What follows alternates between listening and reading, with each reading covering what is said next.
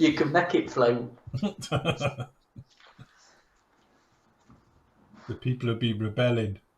They'll be rioting in the streets. Will we having protests? Yes. Get the mace out.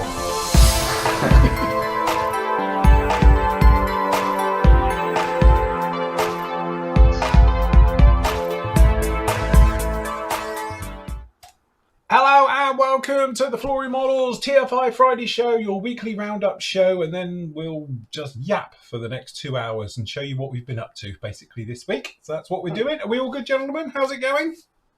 Great, thanks. Yeah, good. It's Friday. That's it. Anything planned for the weekend, sir? All sorts of stuff going on. I've got nothing planned for the weekend. I'll be here probably. I'll be watching the Monaco Grand Prix. Oh, you'll be watching the procession. Well, yeah, I can't because my other half's working, so I have to wait till Monday. Yeah. So I have Andy messaging me saying, don't watch it, but... Yeah, I'll message you the results when it's finished. Yeah, that's it, the normal. No, anyway, you didn't even know about the McLaren being in the Golf livery. Well, I've Have seen you it now actually because seen it I've watched the thing about it, but as I say, when you're not on social media like that, you don't see these things pop up. What do you think to it? I think it actually looks quite cool. I do like it. Yeah, yeah, it's quite nice with the blue and the orange. I think it actually works quite well. So Yes. And as we were on about F1 cars, we can make an announcement soon, can't we? We can, ish. Ish. Ish. Well, go on, say it. Yeah, well, it's coming out, isn't it? No, I was on about Nunu bought the McLaren out. Yes. They're now bringing out a Camel Lotus with Ayrton Senna and Nakajima's. All right. The only thing we haven't confirmed yet is whether or not you actually get any decals with it. Yeah, we don't know if you get the Camel decals because obviously they left the Marlboro ones off the other one, didn't you? And I don't think they will put it in, which will be a bit of a shame because that was the main. Perhaps we just have a picture of a camel. That's it. It doesn't say camel in the font.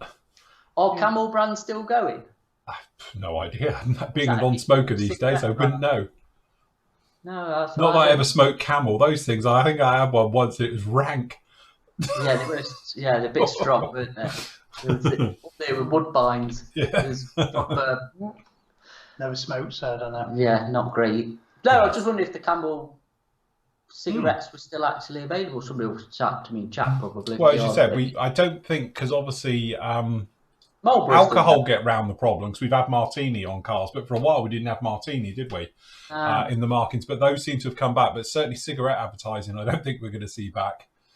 But oh God, Martin Ward's just put I love Camels. What, the cigarettes or just Camels? Or the ad one. Yeah. No, it's just a shame though because obviously that era of F1. It was all cigarette though. It was mainly, weren't it? Yeah. You know what I mean? Did Benson and Hedges ever sponsor a team? John Player. Silk Cut. Yeah, John Player did. JPS did because he was a Lotus, wasn't he? Yeah. Lucky Strike did a lot of motorsport. Yeah, because there is on that bike, isn't there? Yeah, that bike's got Lucky Strike. Yeah, So, a lot of rally cars had Lucky Strike on them as well. Yeah. Yeah, it was, wasn't it? It was that era of cigarette advertising on a racing car. So, but it's like having a JPS Lotus, though, isn't it? Without JPS on it. Yeah, it was. B&H sponsored Jordan. Quite right, Peter. It was, wasn't it? B&H used to sponsor Jordan. I thought they back did. in the day. Yeah. I knew Benson Hedges did sponsor somebody, but I couldn't remember. I thought it was British Home Stores. Yeah, B&S. B&S sponsored. Yeah, they're. Yeah, it's interesting. Mind you, it's an interesting release because obviously the Camel one is it's an Ayrton Senna one as well, isn't it? So it's a very iconic. So whether they've got the Ayrton Senna sort of, because the McLaren was, wasn't it? That we had. It was the Senna. Yeah. It's a Senna one. Yeah. So who else did he drive for? Renault? Was it? Did he drive for Renault? Was it Renault he drove for when he crashed? Yes, it was. Yeah, it was. Who else did he drive for before them? God, you two rubbish at this F1 malarkey. You are talking back in the 80s, isn't it? I was only a call. 90s. Was it early 90s? Brabham and Williams. There you go. Thanks, Neil. You There see, you go. McLaren, Brabham and Williams. And obviously Lotus, because we've got a Lotus one here. Yeah. There you go, Lotus. So there you go. There's his teams. So it's been. Well, we're just waiting on a price, and as soon as we get a price on it, we can put it up on a pre-order. Yeah. It just came through on some info. I suppose some other nice stuff, weren't they, coming out from? Awesome, yeah. From New. Yeah. Some interesting items. Rally cars, Porsche. And a motorbike. Mm. A racing bike. So yeah. Anyway. Cool. Very Porsche, good. that was Rothman's, wasn't it? Rothman's Porsche. Mm. They're cigarettes. Yeah. See, it's all that here, isn't it? Used to get out the car, have a fag, do the interview with a fag. Now it's Ray-Bans and watches and things. In those days, it was fags and cigars on a pipe. And a bottle of whiskey. And a bottle of whiskey. Yeah, you get out of the car, having a drink whilst having a fag. Yeah. That's it. Proper racing. So, That's it. That's how it was. interesting. Anyway, been a very busy week. Obviously, clearly over at PM Store as well. So if we do our little recap of what we've been up to, that's today. Hold on, there's the one we want to start with. There we go. So all started on Monday. We had part 6 of the Zero up, where obviously, as you can see, I'm now one of the masses who just uses a mask set and wonders why I didn't do it years before. So we basically got the cockpit all installed into the Zero. We got the wings put on the Zero, which to be honest was a great fit, no problem there. We was working on the gear. If you've never worked on this 30-second series of Tamiya kits, you wouldn't know the delight of putting things like this together. So it's basically mechanical. Very cleverly, it's metal and plastic molded in one, and then you have a spring in here, you put in a pin, and it's all working parts, which is quite nice in there. So Marset going on. Save yourself about Christ knows how long trying to do that one. So that's the Edard Marset, not the one that comes in the kit, because clearly that's a bit of a nightmare because you have to cut it out yourself. And then obviously we did a little bit of painting up underneath just to finish off things down in there, and we are all ready to get it together. So putting on the green coat so it shows through green on the inside of the canopy before priming into that one, and that basically cleared up there. So that was part, which one? 6. Down in there. Okay, so that was up with you on Monday, and then we were on the Tuesday show talking all things which are going on with the site. So obviously most of you probably know this now, but if you don't, we are now on Patreon, which who knew the joys of Patreon. But anyway, we're on Patreon now. So for all the EU members who couldn't subscribe and all the rest of it, you can now subscribe through Patreon. So we've only got one tier because obviously we only do one level, so it's £4 plus VAT. And everything. And obviously what happens is if you are a non-member and you do want to join, you can do through Patreon now. So you just click that. You can see all the videos in there anyway because they're all unlocked in there, and I'm uploading them as we speak. But also you'll get sent the link then with an open account into the forum. So I'll set you up with an account for the forum so you can get in there and you can jump in here in the forum and you can see everything that's going on as well. So that's all part of the one subscription fee for it. But obviously, are you not doing an only the members section so they can see you in your boxer shorts? yeah. What's that one called? What? OnlyFans? OnlyFans, that's the version. No, we're not doing the OnlyFans version, but we're doing this one. So just to recap very, very briefly, obviously, if you want to come in, it's £5 a month, including VAT. Obviously, if you're in the UK, obviously the US, Australia, and all the rest of it, because there's no VAT applicable. For the places where VAT is applicable, such as like the EU, obviously that was the trouble we had around the new year with the end of Brexit and everything. You can do it via Patreon because Patreon very nicely pay all the VAT. So obviously it's £4 plus VAT, which works out roughly around about the same as the £5. Okay, so that's how that works. I don't know if anyone's actually noticed because it doesn't affect the outward side of it, but the forums had a huge upgrade as well. So the forums, basically everything's been unlocked and unlimited. We're on a totally different system now. It should, in theory, be quicker. As well as part of the perks, but there's a lot that went on behind the scenes that doesn't change on the outside. So the forum itself looks and feels pretty much just as it always has, because I didn't want to change it too much, because otherwise last time we did a change to the forum, everyone panics. So it looks and feels the same, but now obviously the photo hosting is completely unlimited. You can put up as many photos as you like, although there is still the 250 kilobytes cap, which roughly works out about 1200 pixels. So that's fine for the forum anyway, but that's all fully active now and implemented. We've done a deal with the forum company and everything else like that for going through for the next 3 years. So that's why we've sorted out that one. So that all went very well. Say full details, watch that video and I'll yap about it for half hour or so. Or you can skip forward 19 minutes as it says down in there to get to the interesting stuff. Wednesday was the PM show. Look, it's just like this one, but different-ish. So obviously there was the three of us yapping all things kits and what's coming out. And as always, everything turns up after the show.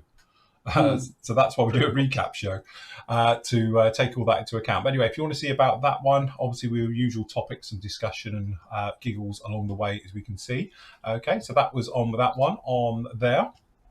Last night, obviously, it was the live show. That was a good one of John. Look, What is he doing? I think he caption competition there. If anyone comes up with a good caption or wants to take a screen grab of that one and put a little meme up for it, I think that's what we should start doing now. The best meme gets a pack of Sanders or something every week.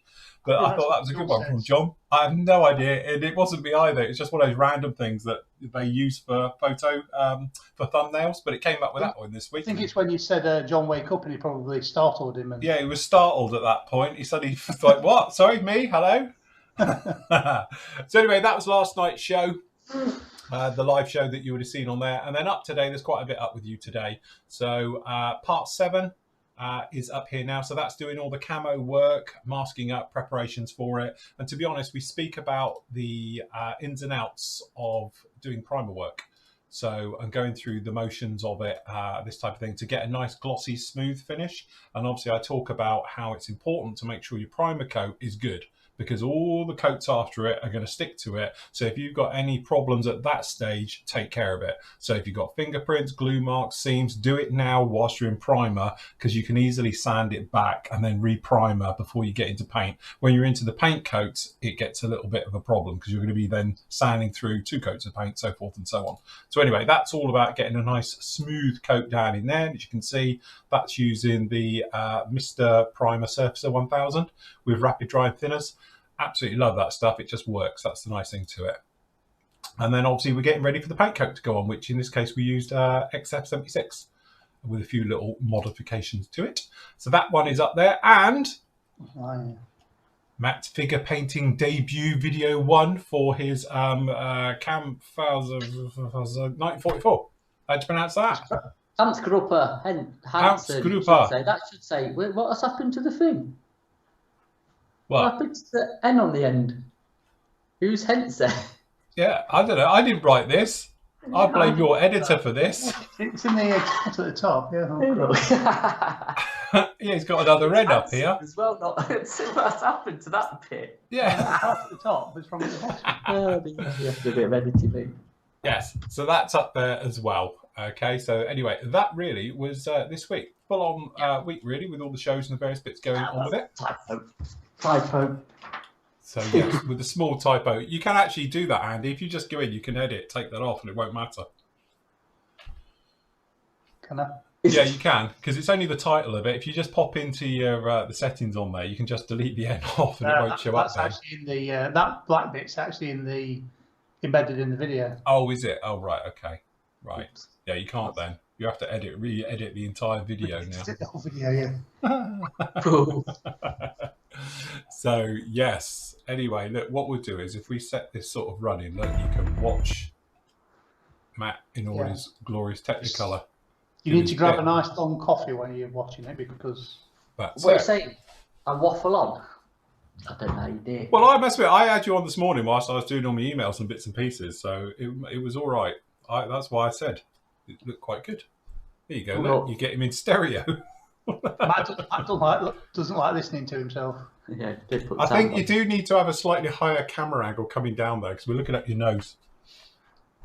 Yeah. I'll tell you what, actually, I've been lazy and I did it off the top of the laptop and didn't put the tripod. That's why that is, to be honest, for this one. Yeah, I wasn't even going to do that. I was just going to do it at my desk. Right. I thought, oh, well, I've done the others. You can't really keep chopping and changing, but yeah, I know what you're saying. Yes. So some of the memes that we've had come through, You guys are like Alas Smith and Jones. It is. Good job. Got a good breath being that close facing each other. So some of them, Stephen says, swivel on that. That's not nice. That's dual. You would never say anything like that. He'd just tell you to off. Guys are on about B&H. Power to the people. Definitely with Comrade Buller. Give it a shot.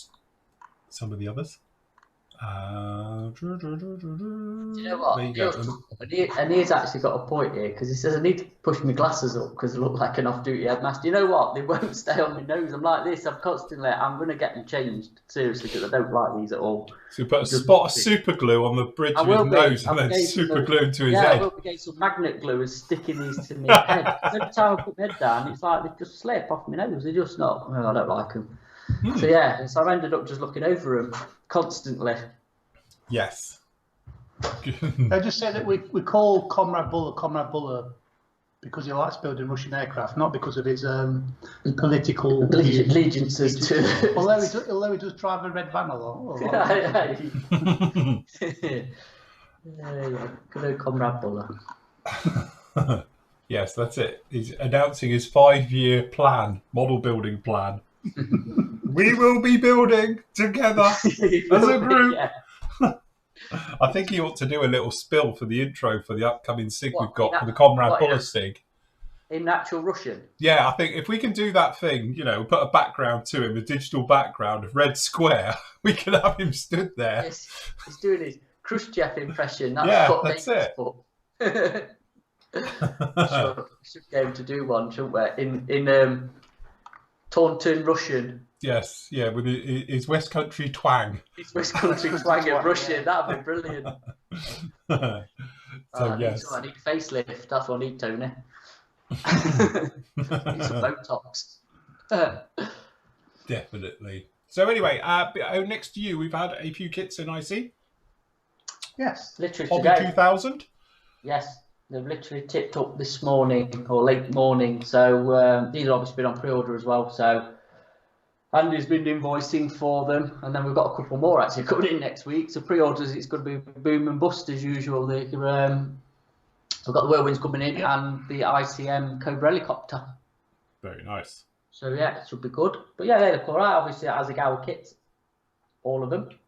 Yeah. With a mass set. With a mass set, which is a must now. And actually, I've built the 87. I've built an earlier one than that, but it's a nice kit. Really nice kit. Got to be a bit careful around this nose section because they are separate parts for separate versions. But yeah, it's it's one of the classic Hasegawa. Surprise thing he's not done it yet. Edard reboxed that. It is actually, yeah. You think of all the ones they've done reboxings for, or limited editions and stuff. Yeah, they've never done the Stuka. Well, they do because they do an early Battle of Britain one as well. It would have flowed nicely with the theme of Battle of Britain stuff to go with a. Perhaps it's coming. Well, yeah, but seems to be one of those kits, especially in 48th, that they're all pretty decent kits, aren't they? You like to get that one, the Italeri one's a decent kit. It is actually. The Airfix one's really nice. Yeah. No one's really done a nasty one, have they? Yeah. No, I can't think of a bad one. Somebody chats up in chat, but yeah. Just a quick before it goes, as Tamiya one, like what Neil said, Tony's asking about 48 kit for an F-16 build Tamiya all day, ain't it? Yes. Yes, definitely. Speaking of which, you've seen the first privately owned F-16 has entered service?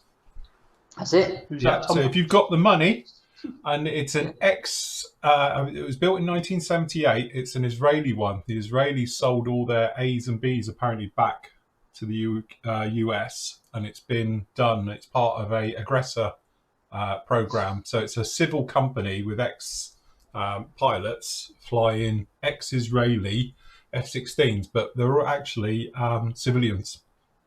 So they've been civilianized. But it's nice because I saw the video of it earlier flying. It's on its maiden flight, and it's obviously in Israeli markings. So apart from not having the stars on them, they look very nice. All right. But yes. So they stopped it? No, it's the Barak version, the single seat. Barak, it's the A versions they had. So they were built in 1978 because it was on the tail codes of them. It shows to be a 1978 build. So Is it over in America? I take it. Yeah. Yeah. Yeah, flying out of Phoenix. So, but it's a say- private company. It's bought all these F-16s, and they're, being paid by the military to be the enemy. Yeah, they used to do it in A4s. Probably. Oh, is it like an aggressor thing? Yeah, it's an aggressor thing. Yeah. All right, because Neil must have stripped out most avionics. If they'd done that, it wouldn't fly, would it? Well, yeah, you need quite a few avionics in F-16, but obviously it's got no weaponry system, but it will still have the ACMI pods for doing combat manoeuvring and stuff to be able to do the digital side of it. If it's aggressors, then it's Mm. kind of military use anyway, isn't it? Really, not like going on a joy flight in them, is it? No. That was the weirdest thing I saw, because I had to do a little bit of research when we got back to the hotel. But when I was over, we were in Hawaii, there was a hunter flying around, and it was like, you never expect to see a hunter that part of the world. And it turns out they got 2 of them based there, and they're used for aggressor work. And they're in that black and white scheme. Right. So they are based over there. And it was like, I never knew that. So. Fair enough. Yeah, interesting. Yes, I must admit, we did discuss about the F-22s being retired on last night's show. We were saying about that. So. Yeah. You did. You did indeed. We did. So we said about that. But so they've not been in service very long, have they, really? No. So was there a reason they've been retired early, or was it just big cost, wasn't it? Is it cost, or? Well, and also it's going to cost too much to upgrade them. Because the Raptor, although it's a fantastic aircraft and all the rest of it, actually is out of date. As weird as it sounds, because its stealth characteristics aren't as good as they used to be, because on certain frequencies you can see it, so it's no longer as stealthy as it used to be. So it'd need to have a better coating put on it now, which would bugger it. But the big problem it's got is it can't talk to other aircraft. It can talk to its own aircraft. I just think it's racist. It talks to itself, to other F-22s, but it can't talk to anybody else. It's elitist, yeah. So that was it. So it would need to have a brand new software suite to be able to talk to everything else. Oh, right. So, I've got a good one on our chat from Christopher.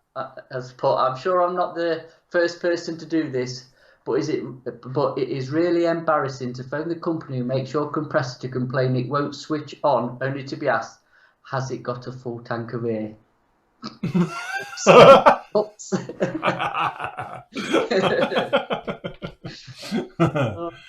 I had a new car once, and we couldn't get the windows to go down. So I took it to the garage and didn't realise that my son had actually knelt on the switch on the lock. Yeah. Lock the windows. Lock the windows shut. You don't know, do you? We were there for about 30 seconds. He just flicked it up and said, "Hey, they're working there." Yeah. Oops, thanks, mate. See ya. Yeah. Run off quick. Yeah, it's the bit where you just blame the kids. Wasn't me, it was the kids. Yeah. Did you give Sam a good telling off? Don't play with the buttons in the car. Yeah, don't touch anything. So we're saying here that apparently Australia's selling back their legacy Hornets, the old ones. They're going to be aggressors as well, going back to the US. And obviously the Danish Drakens, that's a good point. I don't know if they're still flying the Drakens, are they? Ooh. Very famously, they were in Wings of the Apache, which was renamed something else in the US, wasn't it? Because they couldn't say Apache because of Apaches. Right. So they called it something else, Firefly or whatever it was called. Right. And that had a Draken flying around in it, which was very cool. Yeah, interesting. It is. It's nice to know where all your tax money goes. Why don't I use pegs? Yeah. I don't know. I'm just amazed you haven't pegged them when you were putting those bits together. I never think to use pegs or laggy bands or whatever. I just hold them until it grips, and then that'll do. Because at the time your quick sets just grips anyway, doesn't it? I only put the thick gloopy glue on just to get a bond. Yes. Don't think to use pegs because it's an aircraft thing using pegs. Well, for anything for using pegs, can't go wrong with rubber pegs. No, you can't. Do you know what? As well, I actually haven't got any pegs here. I'll take it on about closed pegs. Yeah. No, I haven't got any closed pegs here. So I just thought it'd been easier. Yeah, probably would now you're saying it, but yeah. No, never thought to use any. So when you're doing these videos, Andy, your mind, because logical thought goes out the window. Just try not to look an idiot. Well, all I can say is I've watched this video more than you have, so That's good. I've never come into it 4 times over at least. That's it. Flory pegs. Yeah. Rebrand some 50p, whatever they are, from the pound shop. Pop down for £1 and buy a pack of 100 pegs. And put Flory on them. Yeah, we just brand them with a hot iron. Yeah, absolutely. And then charge £35. 3D print some.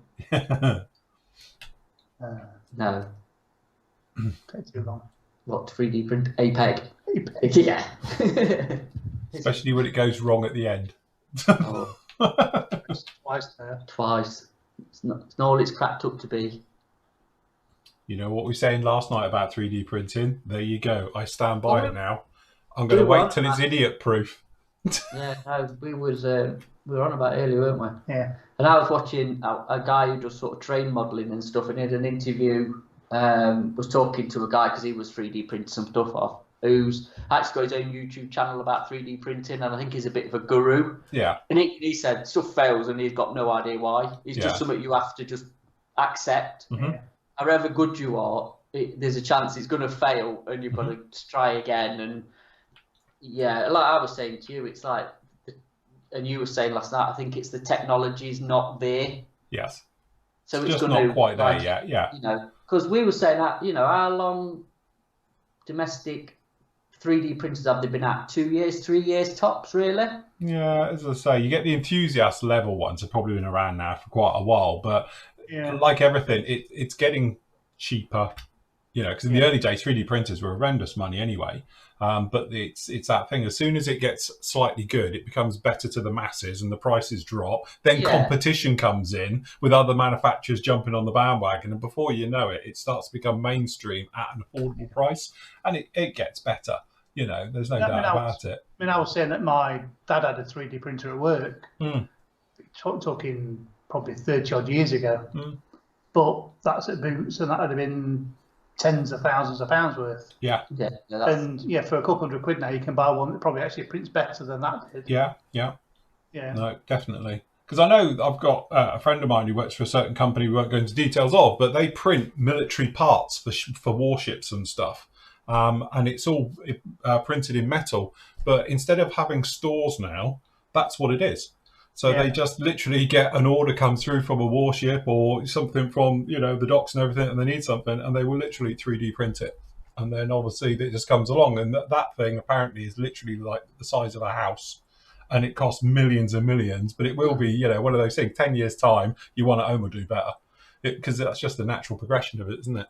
But I think once we get it to the point where it becomes, you know, as I say, you don't get the failures. It's pretty much idiot-proof. That's when everybody will jump on it, I think, and then the prices will all come down.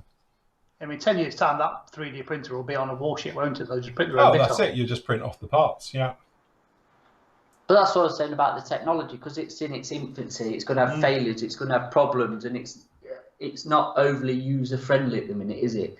But obviously, as time moves on, the technology is going to move on with it. So like you say, it'll probably be plug and play or whatever, and it'll be less complicated to learn and use, I suppose. It'll just be like plugging a proper printer in. And it will be. It'll be as simple as that. Print it off and happy days, isn't it? Less messy as well. It's a messy job at the moment with resin. But you think, like, literally, PLA printers, the old-fashioned, you know, the cable one, they've been around for a while now, but the resin printers have only been around a couple of years now. And already, if you look at the early versions compared to the, like Andy was saying last night, the new versions of your one, you know, and how quickly they've come along as well. So I think it will be, and I think it will end up where you'll be able to print it in different mediums as well. So you'll be able to do it in like soft plastic or hard plastics for proper use in not modelling, and then obviously maybe metals and things like that as well. You know, it will just come down the line. You can already do different types of plastics with them. So you can have flexible plastics and things with it. I want one in mercury. Okay, that might be difficult. Don't drop that. I want a Terminator. He's going to have his own T1000. Yeah, absolutely, that'd be cool. But so I'm still tempted with one. I keep, like he said, I heard you say, I have got one in my basket with all the bits and bobs, but I need to run it by the boss before I spend the amount of money, to be honest. Or you can just get Andy to do it. Well, yeah. He needs to bring his into work. That's what he needs to do. He'd never leave work. Yeah, but it might get used. Possibly. Yeah, it'd be a lot less dusty. And a lot less smelly at home. See, James is saying that they've experimented with a 3D printer on the International Space Station. How would that work? In 0G? Oh, that'd be fun. Yeah, that'd be a challenge to overcome. Yes. The laws of physics, wouldn't it? It's just hold it above your head and do this a lot. It's all right. 1G. Yeah. So, yeah, no, interesting though, isn't it? Yeah, no, that's it. And as I say, we were saying last night, for me, it's not for me at the moment because I think it's the time that it takes to understand and learn it. Obviously, I'm sure Andy's put in hundreds of hours watching YouTube videos and all the usual to figure it out. Yes, because you know what he's like. And he doesn't buy anything on a whim. He would have watched every review out before he buys anything. You have lots of YouTube videos, but you need to actually practice as well, though, don't you? Yeah, it is. Also, it is that thing. With it. Right. What happened to them heads you did? Like Yeah, I've still got them, Have you? Somewhere, yeah. Because you did some Space Marines, weren't you? Yeah. Was it something you did? Yeah, the heads, didn't they? Yeah. And I don't know where they and the other guy holding the machine gun, you did that mostly. What happened to him? The German with the MG42, wasn't it? Yeah. I don't know. Looking now, though, like we was looking on the site, I think you've been on before, when you can do the Star Wars stuff, and there's obviously loads of Marvel and film-related stuff, weren't there? I'll tell you what, some of the designs are... Oh, they were. We went on, I can't remember what that site was, but the site, you could get very carried away in there. If you had a 3D printer, I'll be going, grab one of them, grab one of them, grab one of them. And yeah. So, yeah, there was some very cool stuff in there. Some really, really very talented people designing those. Yeah, it is as well. He was doing the CAD, isn't it? But we've actually, when we were looking, found something else that I really want to do for the Comrade Bullesig. Right. As a 3D print, if we can not fail it. I can't say because it would not be surprised, will it? Is it Citizen Smith? Yes, you were there with me and you're going, oh yeah, that'd be cool. Oh God. Can't Oh yeah. Yes. Yeah. So if it actually works and it can be printed, it'll be really good. Yeah, I mean I've got one to print for Matt that he's bought. Yeah. That I'm doing at the moment, which is one that's failed on me twice. I want to get one done for Phil before I come down. Yeah. Well, you're right. Got till August. It's fine. August might get it done by then. Yeah, better get some more resin. But yeah, as I say, it's one of those things. I tip my hat to the guys who do it all. The early adopters of these things, because as I say, it's not straightforward at the moment. But when it does, I will be all over it. The bit where it's just plug in and play, and it's cartridges in the side, and it comes out and it cleans itself, and all the rest of it, I'll be in with it. But until then, I'm probably going to pass and let Andy do it. I think if Sam hadn't have needed, well, not needed it. It was useful for Sam for doing his A-levels. Well, for one of his A-levels, which then ended up not doing because they never ended up doing the coursework for it because of COVID and everything. But it was useful for the stuff he wanted to do. If it hadn't been for that, I don't think we'd have got one. But it's handy to have. Yeah, just need to play around with it more. Yeah. Yes, definitely. As I say, time will come and we'll be on with it completely. Yeah. So anyway, how come you used Plasto putty up there on your filling? Have you got into using Plasto? Is it good? Yeah, because we sell it. Oh, is that why? Right, okay. Product placements. No, I could use the Tamiya one, which we can't sell, or I could use the Squadron one, which we've gone to have business and we can't. So obviously, it's a PM video, so I might as well use stuff we actually sell in the shop. So the plastic, and actually, it's all right. I like it. Was your thinner not a bit precious? What my extra thin? Just you've got to live life on the edge, haven't you? Well, this is it. We'll be using PVA glue to put everything together soon. I didn't have any nail varnish remover. So I have to make do. He only uses that on a Sunday morning. Absolutely. It works a treat, to be honest. Obviously, it's like an old armour trick in it for doing texturing on, stippling texture onto armour and stuff. Yeah, it's a good trick for that. But it's not easy to get hold of at the moment, is it? No, I mean, you could use cellulose thinners, you could use lacquer thinners and things I was going to say, I've done it with lacquer thinners in the past. But it tends to evaporate quick. Quicker than that. That evaporates pretty fast. But when you use lacquer thinners mixed with it don't know. Because you're only making like a surfacer. Yeah. Aren't you? Really? Yeah, that's right. It is. It's equivalent to a Mr. Surfacer. Easy way of doing it, but it works. Because that is a rubbish seam, to be honest. That sort of seam where you've split his trousers in half and his torso. It's not a great seam. I don't know, but I was looking. This was it says on the thing actually on the pump at the bottom. I didn't see 1999. All right. Okay. This was originally released. So it's 22 years old. Yeah, probably. About right. About right age, probably what it was in real life. Yeah, that's it. It's probably he's at the right age. Yeah, I bet. So, but yeah, interesting project. Charles has got a question here. He says, "Can you remember how old you were when you first built your first model, and what kit was it?" He says he was 9 years old and he did the 72nd Airfix Stuka.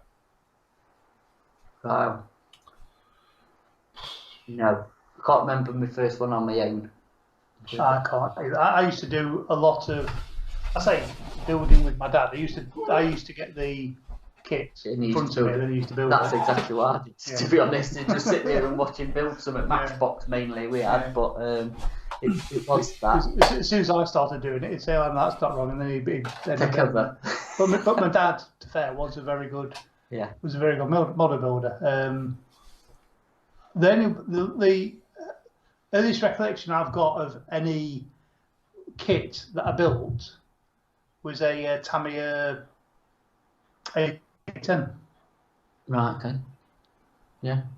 Mine would have been Matchbox because I got it from where I used to do my paper round probably, or used to go for the 10p mix, which for, people of the UK would know what one of those is. That's the difference between where I grew up and where Matt grew up. You see, mine was 42nd Tamiyas and Matt's was 20p Matchbox. And I could beat all of that because I lived in the sticks in the middle of Devon, in literally the middle of nowhere, and we had a little tiny village shop, and they literally used to have, and I said they had another brand, but I can't remember what it was now. We've had some guesses about it in the past, but they did have a few Matchbox kits in there. And as far as I can remember, that is the first kit I ever built. So on my own, because obviously I did have help, but funny enough, my dad used to make models with my brother, but because there's 5 years between me and my brother, and clearly I was just annoying, I was never privy to those sessions. So they used to build ships, and so yeah, that's how it went. So me and my mum built that one. And I think I literally had the black knife that your mum had for doing veg. It was that with a chopping board, glue everywhere, and did that one. So yes, that was, as far as I can remember, that's the first kit I ever did. The little Hawker Tempest Matchbox one. So yes, that's where my career started. As for age, I have a feeling I was about 6 or 7. I'm about, I'd say 7 or 8, perhaps. I think. I'm not sure, to be honest. Actually, no. I would have been slightly older because I can remember the house not being like people who moved around a lot, but we used to move every 2 years. So actually, I would have been 8 or 9 as well in that house. Yeah. So yeah. Let loose with scalpels and glue and Humbrol paint. Humbrol paint in the tube. The tube of Humbrol glue with Humbrol paints. Well, I imagine when they did the A10, I must have been probably 10, maybe 11. I must have done ones before that, but I just can't remember. I just remember that because the A10 is such an iconic looking aircraft, I just remember building that one. I can't remember the Tamiya one. I could just remember the Matchbox one. The Tamiya? Can you? Yeah, I remember the Matchbox one. I don't know, how old is the Tamiya A10? Don't know. Because It's got to be 70s kit. Because they did it, just saying, when the A10 came into service. The A10 came into service when? Was it late 70s? See, Woolies and did you used to have Fords down your way? No, we had you see, Fords used to be really good up, Nottingham for model kits again. Never really a thing of Woolworths, to be honest. 1977. Oh, right, okay. It said 79 there. John Phillips said 79, but 77 on Scale Mates, is it? Yeah. Don't know. Sticks with you though, doesn't it? This hobby. Hey, don't knock it. This one here has seen a little bit. Is it this one we did, or the other one? That would have been 11 then. No, so it's the other one. I actually used it for rescribing demo. And thank you to one of our members, and I've forgotten your name, and I only spoke to him this week, so sent me a message. This kit, whilst we didn't know, somebody unscrupulous has had the engine set off of it. So he sent me the correct engine for it. I've only got the radial engine, but he sent the normal air, inline. So we're okay now. We've got it all. So we're all sorted. What are the decals like? Well, they've gone a little bit iffy. I think you might need some aftermarket ones. But that said, that other Matchbox Phantom we did for the one-day build, I used the kit decals and they went all fine. So we're okay. But yes, Go on. I was going to say, it's like this kit is pure nostalgia for me, and I've got a couple of them over there as well, the old Matchbox ones. But it's funny because different regions have different kits out there. Like Airfix down this part of the world wasn't that. Never used to really see them. I don't think reps came down this far. So that was it. Yeah. But definitely our local sort of paper shop, shall we say, was Matchbox. Yeah. I don't think they had Airfix in. It was definitely all Matchbox. So obviously the rep must have come round, or wherever they got them from the supply. It was definitely all Matchbox there, because we used to have loads of them. And I'm more of a fan of Matchbox and Airfix back in the day, to be honest. I thought they went together better. They were better engineered. I remember my trips to BT's. BT's, everybody has BT's. I've still got bags, haven't I? My BT's bags that I found at my mum's. So, yeah, can't beat BT's. I used to love going there. I did, looking at the RC cars that I couldn't afford or ever have. At the top end of the steps. Yeah, and now I've got one. But when we're going to do our RC cars? We're going to have to do them, aren't we? I must admit. Yeah, so, we need some radio gear for it. Right. Yeah. Yeah. So, yes, I must admit, we did treat ourselves back in the last year, wasn't it? And they're sat there now. We are going to do them as a build. I've got a Defender. So I've got the Sun Scorcher. Yes. The Beetle Baja Bug. Yeah, we've got to do them. We will do them. We'll do them at some point. So we'll be part of some live shows, perhaps, because they're quite nice to put together, those. Mechanical. Yeah. So, talking of live shows, are we going to make the announcement for next weekend? Yes. Yeah, we're on holiday. Bank holiday. Yeah. Yeah, everyone's on holiday apart from us. So Saturday next week from 10 till 12 in the morning. 10 till half 12. Or 10 till 1, something like half 12, 1-ish. We'll be live with you. So we're going to do a full sort of, model show event, if you like. So we might do some demoing, answering questions, building work, usual bits and pieces along with that. And then we'll be on live in the afternoon as well from 2 till 5. So there's no evening show because it's holiday weekend. But that's the plan with that one, isn't it? So it's going to be like our own little virtual model show as we do them. So we haven't had one since Easter. Where was Easter last one? So I think Easter was the last one. So usual thing as well. There'll be the discounts, which we'll have a look in a minute when Matt's video is finished anyway. But there'll be another one up next week with specials. We'll probably do a discount weekend as well. So that'll be on Flory Model stuff and obviously on all the PM stuff as well from that point of view as well. So yes, if you want to join us for a day of modelling and antics and things like that, we'd love to have you along. So it should be quite a bit of a giggle as always. And my wife's at work that weekend, and it's the first time she's worked a weekend, apart from helping out with PM and Flory, ever. Well, she's never worked a weekend. No, She did Amazon. she didn't work weekends. What about the flower shop? Didn't work weekends. Didn't she? No. She's never worked a Saturday. Saturday. Or, well, we know the Telford's a bit different, but proper. Yeah. There's no quiz because we're not going to do Saturday night, Nigel. It's just going to be in the day. So there's no quiz, no evening session. We're just doing morning and afternoon this time. So, yeah. And Neil's put, what's the occasion? Do we need an occasion? We don't need an occasion, just that we thought we'd do it. So what would be nice to do? It's Whitsun. It's Whitsun. Because it's bank holiday weekend in the UK, so. Yeah, I'm trying to think of a nice posh way of.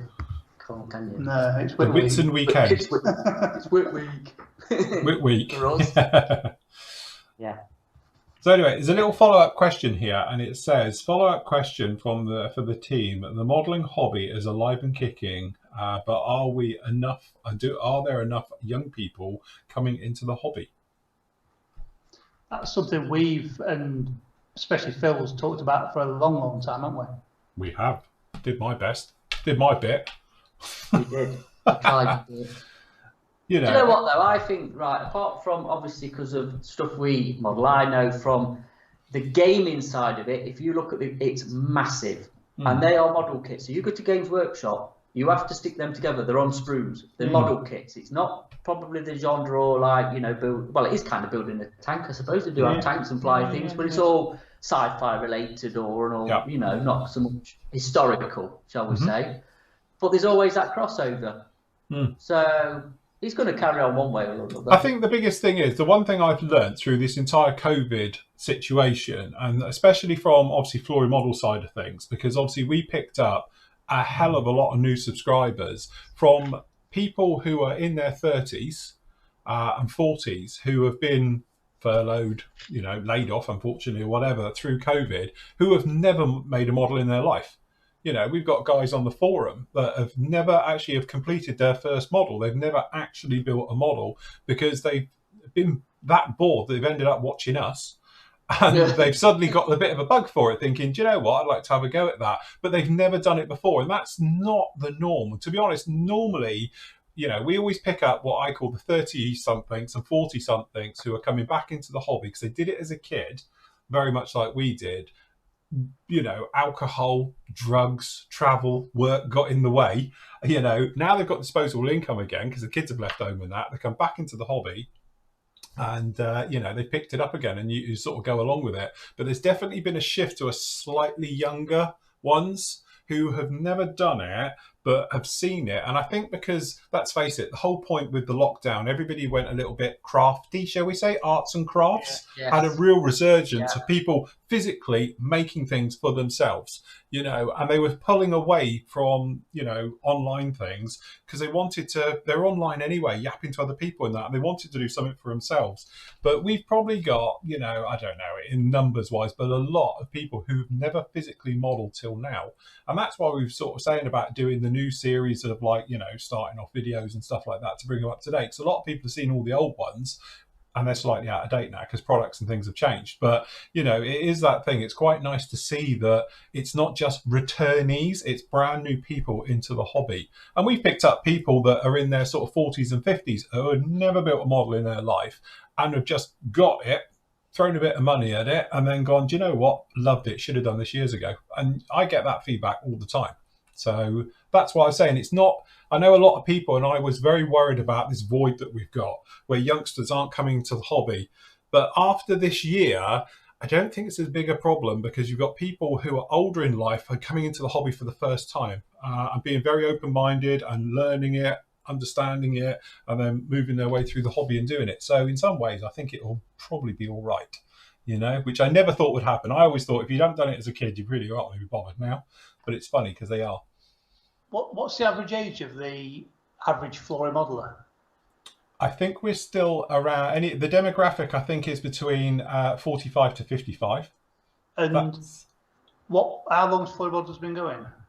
20 years. So what was it 20 years ago? I don't know, I can't remember that far back. I find it difficult to remember what we did last week. Have they grown old with you? It was probably the same. just the top end drop off. And people come back into and then, it, or pick it up. The older, but then also you get the tail end keep joining. So I imagine the demographic is probably the same or similar to what it was 20 years ago as what it is now. So there's got to be younger people joining as the older people.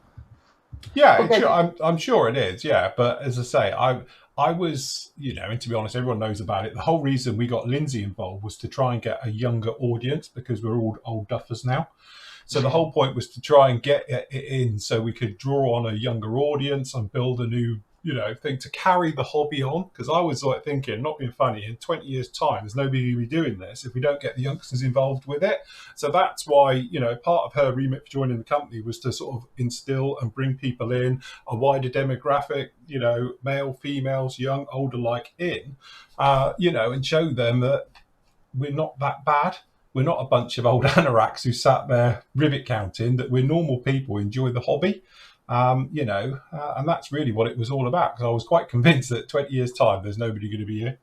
But now I'm pretty much sure that it'll be alive and well because, as you say, we got people 40s and 50s who are picking up the hobby for the first time ever and are moving on with it. And then hopefully they might then talk to younger people as well as friends and that. And then they join in with it. And then before you know, you've got quite a bit. But it's definitely going to resurgence in the hobby.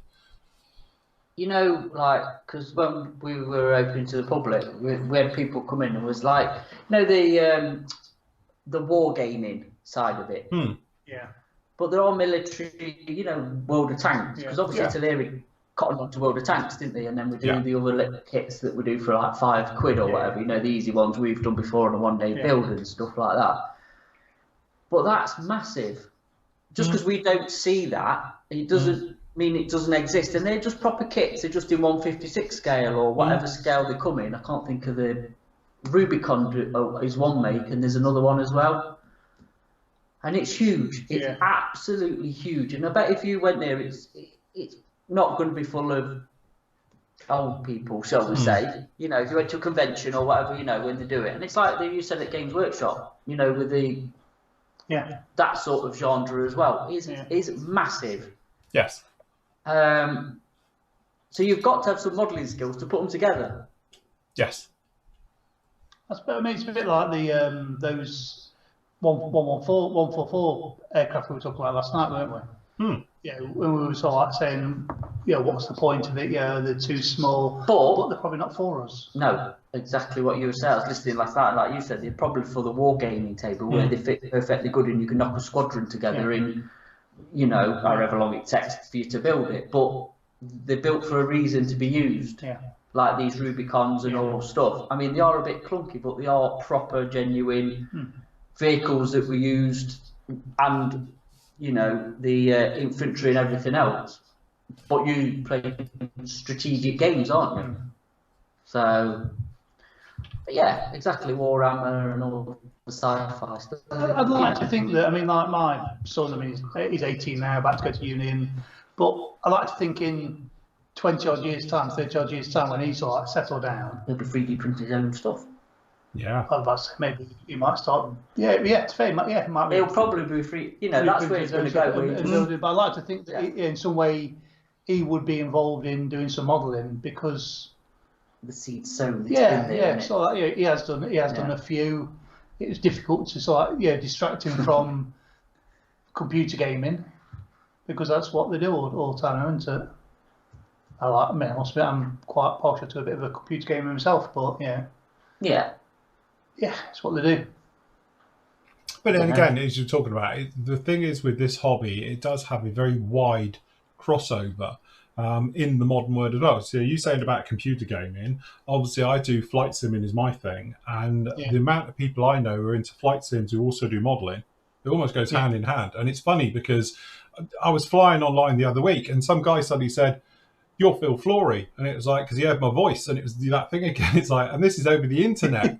And he's like, watch you on YouTube. And then this other voice pokes up and goes, what, Flory Models, Flory? And it was like, Jesus Christ, I can't go anywhere without everyone knowing, but it's my voice. They can hear the voice. And that's what that was. And, you know, again, it's one of those weird scenarios where it's like, yes, it shouldn't be like this, but yes, that's me.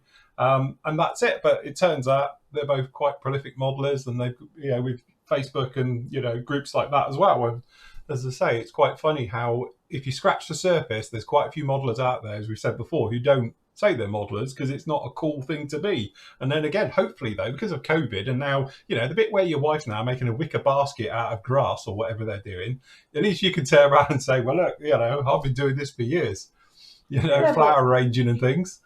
You look at TV, you've got the Bake Off, you've got the Great Sewing Bee, you've got all these portrait artists of the whatever, you know, there's so many now programs, arts and crafty, that there never was before. The Great Sewing what? Great Sewing Bee. It's where they make clothes. Leslie watches it. That's all I know. I come in and she's like, oh, right. It's actually all right. It's quite interesting, to be honest. But then it gets so... It's Joe Lance, whatever it is, does it. Sorry.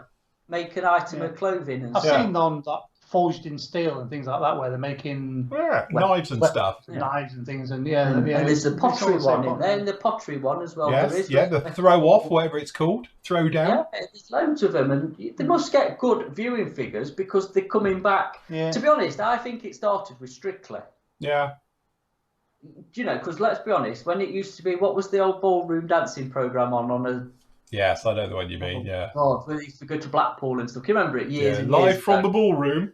And it weren't very cool, was it? And then all of a sudden, like, Strictly comes on and celebs are doing, and it's everybody's taking up ballroom dancing, aren't they? It's you know, there's the railway programme as well, isn't there, where they're building the layouts and stuff that's on Channel 4.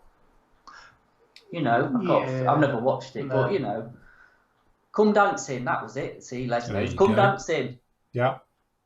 So, you know, things come and go in fashion. That's the thing, though, isn't it? Things, you know, it fluctuates through generations of what's cool and what's not. Do you know what I mean? Because if your parents was doing something, it wouldn't be cool to you, would it? No, true. But 2 generations down the line, what your granddad was doing or your great granddad, oh, that's cool again. Yeah. I don't say like we're down pit and mining, but you know what I mean? Like certain things have definitely come back. Sewing, knitting, pottery, painting, building model kits, whatever way you look at it. And obviously COVID, with people being locked in, what else are they going to do? Absolutely, You've got to keep yourself occupied if you are isolated. So keep the old again, it's funny how, isn't it, in this world of technology and with like, you know, digital media and everything that goes along with it, it's still that thing where you can go off to a room, shut the door, put some music on or telly or whatever it is, and then build.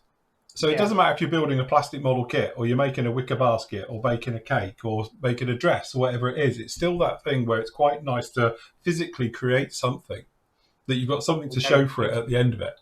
You've just hit it on the head. It's the actual enjoyment of creating something. It is. It's the creativity, and that's the spark where, you know, it never dies. Everyone has it inside them. Just sometimes they need a nudge to bring it out, you know? But don't you think being creativity is a human trait?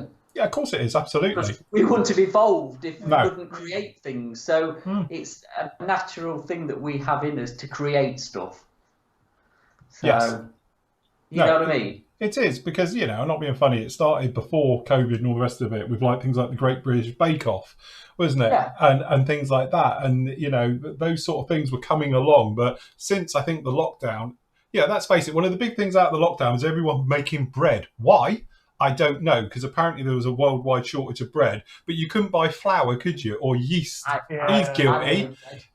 You know, but that was the thing, wasn't it? And people ended up making their own bread and their own cakes and their own stuff because, you know, that was the fear was there wasn't going to be any around. So everyone started turning into bakers and that. And it's like, I think in some ways it's quite nice. It's that little nudge where people might carry on doing that now. You know, even if they don't do it weekly, they think to themselves, as a bit of fun, I'm going to make the bread, you know? And it is that little creativity spark that we've all got amongst us. Do you know what it came down to? I think with COVID and being locked in, people had time. Yeah, and that was the thing as well. Our well. lives, let's be honest, modern life, and I'm not saying it wasn't back in the day, but it's 100 mile an hour, isn't it? Yeah, absolutely. So it's actually, have I got the time to physically be bothered to make the bread or start knitting or do you know what I mean? And obviously with people being furloughed and, or shut down, they had that time to actually try it. Yeah. Like you said, if whatever percentage stays with doing each hobby or whatever you want to call it, it's probably minimal, but some are going to stick with it. Some are going to get addicted. And it's going to be the same with our hobby, isn't it? Yeah. How many people took up home brewing and distillery? Probably a lot more than you think. Yeah, absolutely. It's quite good. It's interesting. Yeah. But yeah, as horrible as this entire thing with COVID has been, in some ways, you have to take the good out of everything that comes through, is that perhaps people will be a little bit more creative and have a little bit more time and, to do various things like this. And then, as I say, even if they're building kits now, and then let's face it, COVID, hopefully, fingers crossed, by the end of the year should be sort of, hopefully a distant memory, but people will still remember that thing of like, you know what, we had all that time off, I built a model, I might go and do it again, Yeah, exactly. Sows the seed, doesn't it? Yeah, absolutely. Advert time. Time for a word from our sponsor. What? Right, go on then, go. Go. You can do this. That's fair. I've just been around the shop and just pulled some random kits out for specials. 10% off most of them, if not a bit more. And got the 2 ICM MiG 25s. Andy, you're supposed to be selling this. That's some passion in your voice. Come on. It's like the price is right. It's Friday afternoon. It's had a long week. Yeah. Bloody hell, I'll do it. Right, MiG this 25. kit, I've built it. It's amazing. It's a mega kit. Goes together really, really well. It's got some very clever design periods. Like these fins are actually, it comes right down the side, so you don't have any seam lines or anything. And it is a fantastic kit. Absolutely loved it because it's raised and recessed detail. Good kit. Absolute bargain. I do like that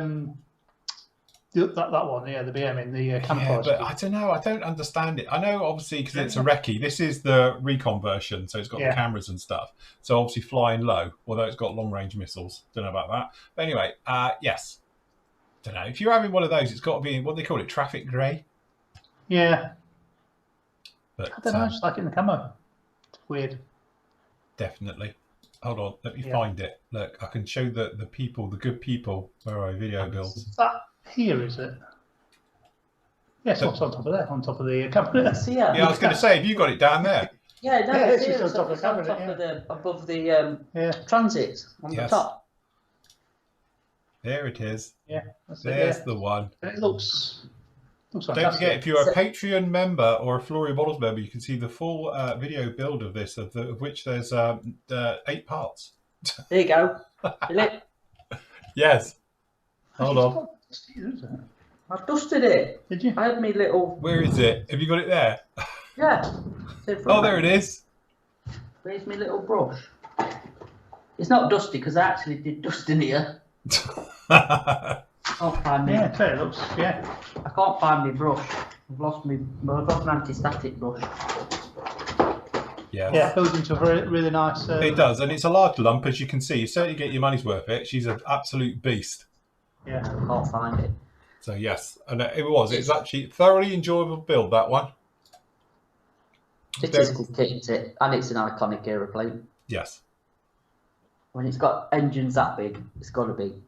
There's a very famous photo, and it's got a lady who's not wearing much, and she's sat in the tailpipe of one of those. Gives you an idea of the size of it. Yeah. And yes, but very nice indeed. Anyway, I'd like to see one in real life. Yes. Yeah. I think they've been gone now, haven't they? 25, so they've all just been replaced now by 31s doing that job. Yeah, but you can still see them in museums and stuff, can't you? They're still. Or in Russia, probably lying around in a field. Yeah, probably buy one. Yeah, that's it. Can we have one as gate guardian then at work? Yeah, we'd hang it from inside, eh? Can you imagine that as a gate? Can you imagine putting? You drive in, you got one of them out the front. You still need one to put on your front lawn. Well, yes. I don't think I'll fit one of them on there, to be honest. I might be able to get a Harrier on there. That's about it. Right. Okay. So we've also got half track. Yes, Dragon Tractor. SDFK 8 DB9. That's the Daimler-Benz. Yes. Daimler-Benz, isn't it? DB. Yeah. Yeah, I think yeah, of course it is. So that's one of the big ones that pulled everything really, didn't big it? Guns. Big guns and pulled 88s in it. Yeah, and stuff. and pulled tanks around and stuff. Proper Using for everything, using for everything those ones. That's the famous one where, like the old Tammy one we used to get with the 88. Yes. It's not a bad catch with that. It's nicely done. It's full engine, full chassis, and running gear and stuff. Because it always gets overlooked with the the Dragon one. Yeah. If you can get the Dragon one, but the Dragon one's obviously probably about 60 quid, 70 quid now for that. So I don't think it's a bad alternative. And to be honest, you can't get hold of the Tammy one anymore. No. It's a really tough kit to get, and that's showing its age a bit. So, yeah, if you want something to pull your big guns, yeah, there you go. Very good. We've also got the German SPW. Yeah. As well, and we've got a very nice Iraqi T62.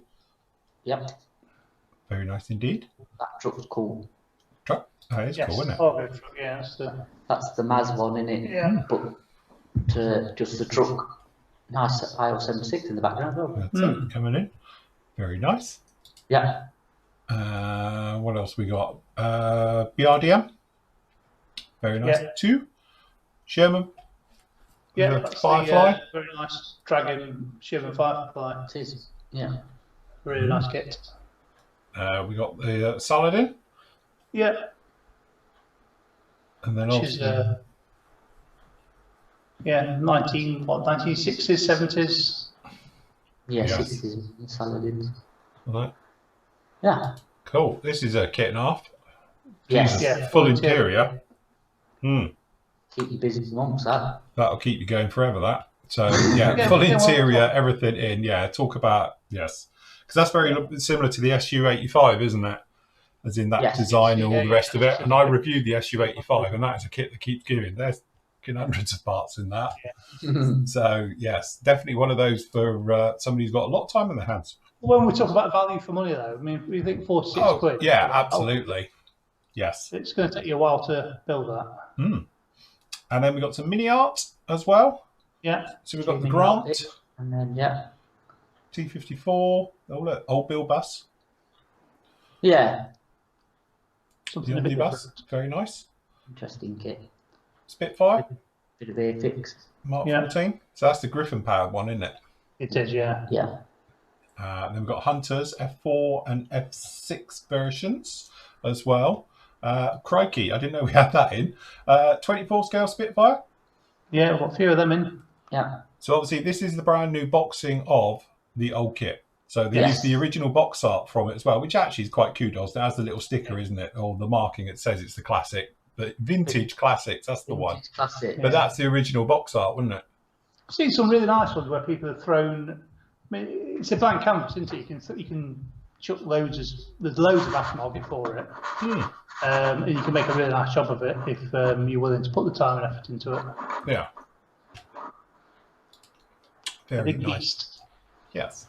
And then obviously JU88 reviewed that beautiful kit. As I said, it's really nice ICM kit as well with the HE111. I've got reviews of those up there if you want to have a look. They're great kits, absolutely fantastic. You get the engines with them and all the rest of it, and you could really go to town livening them up with just simple plumbing and rewiring jobs. Your house, isn't it? No, I don't think so. Oh, right, we might have the JU18. Yeah, I think we have done JU8. I think it's upstairs on the in a box. In a box somewhere. In a box. In a box. So anyway, different versions, JU88s and different versions of one's got the North African one. Oh, is that the same kit though? Just different markings? Because they're both H6s. Yeah, I think it is. Yeah, the same. But just Okay, so we've got them down there. We've got the Hobby Boss Avenger as well. Fleet Air on, slightly damaged box ones. Now onto the damaged box section bits that we've got left. Yeah, we've got left over. We've not got much of it left. Damaged box stuff. Have a look. Team Lotus, look.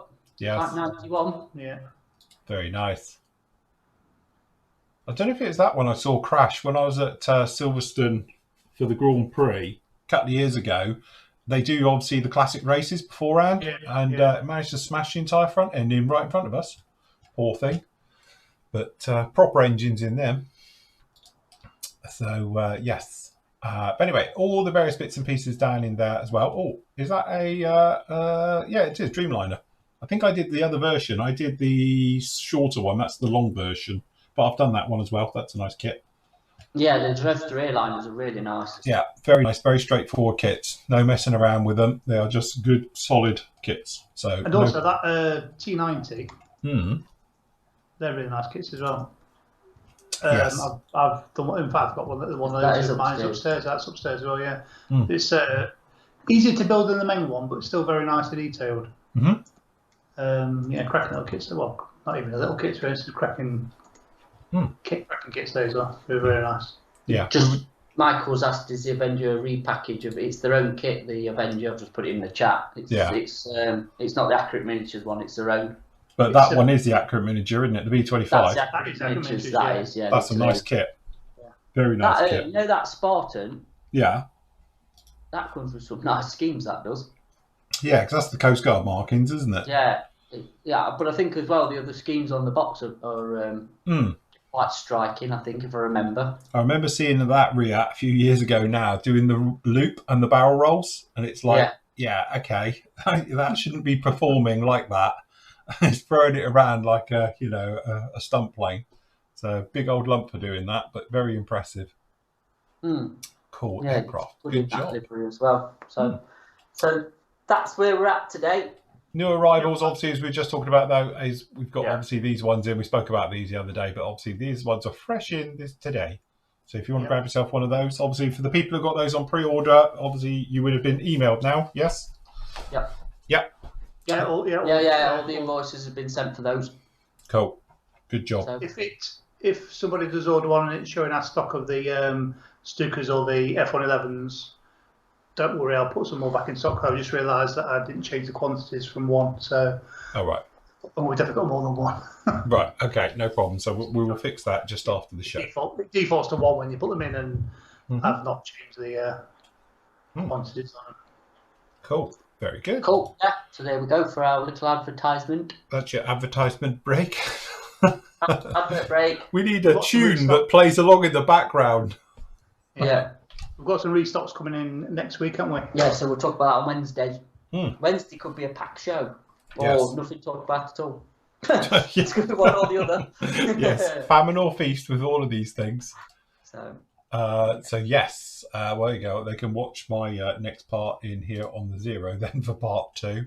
Part 2 of the show. Hold on, talking about stuff. So, where is it?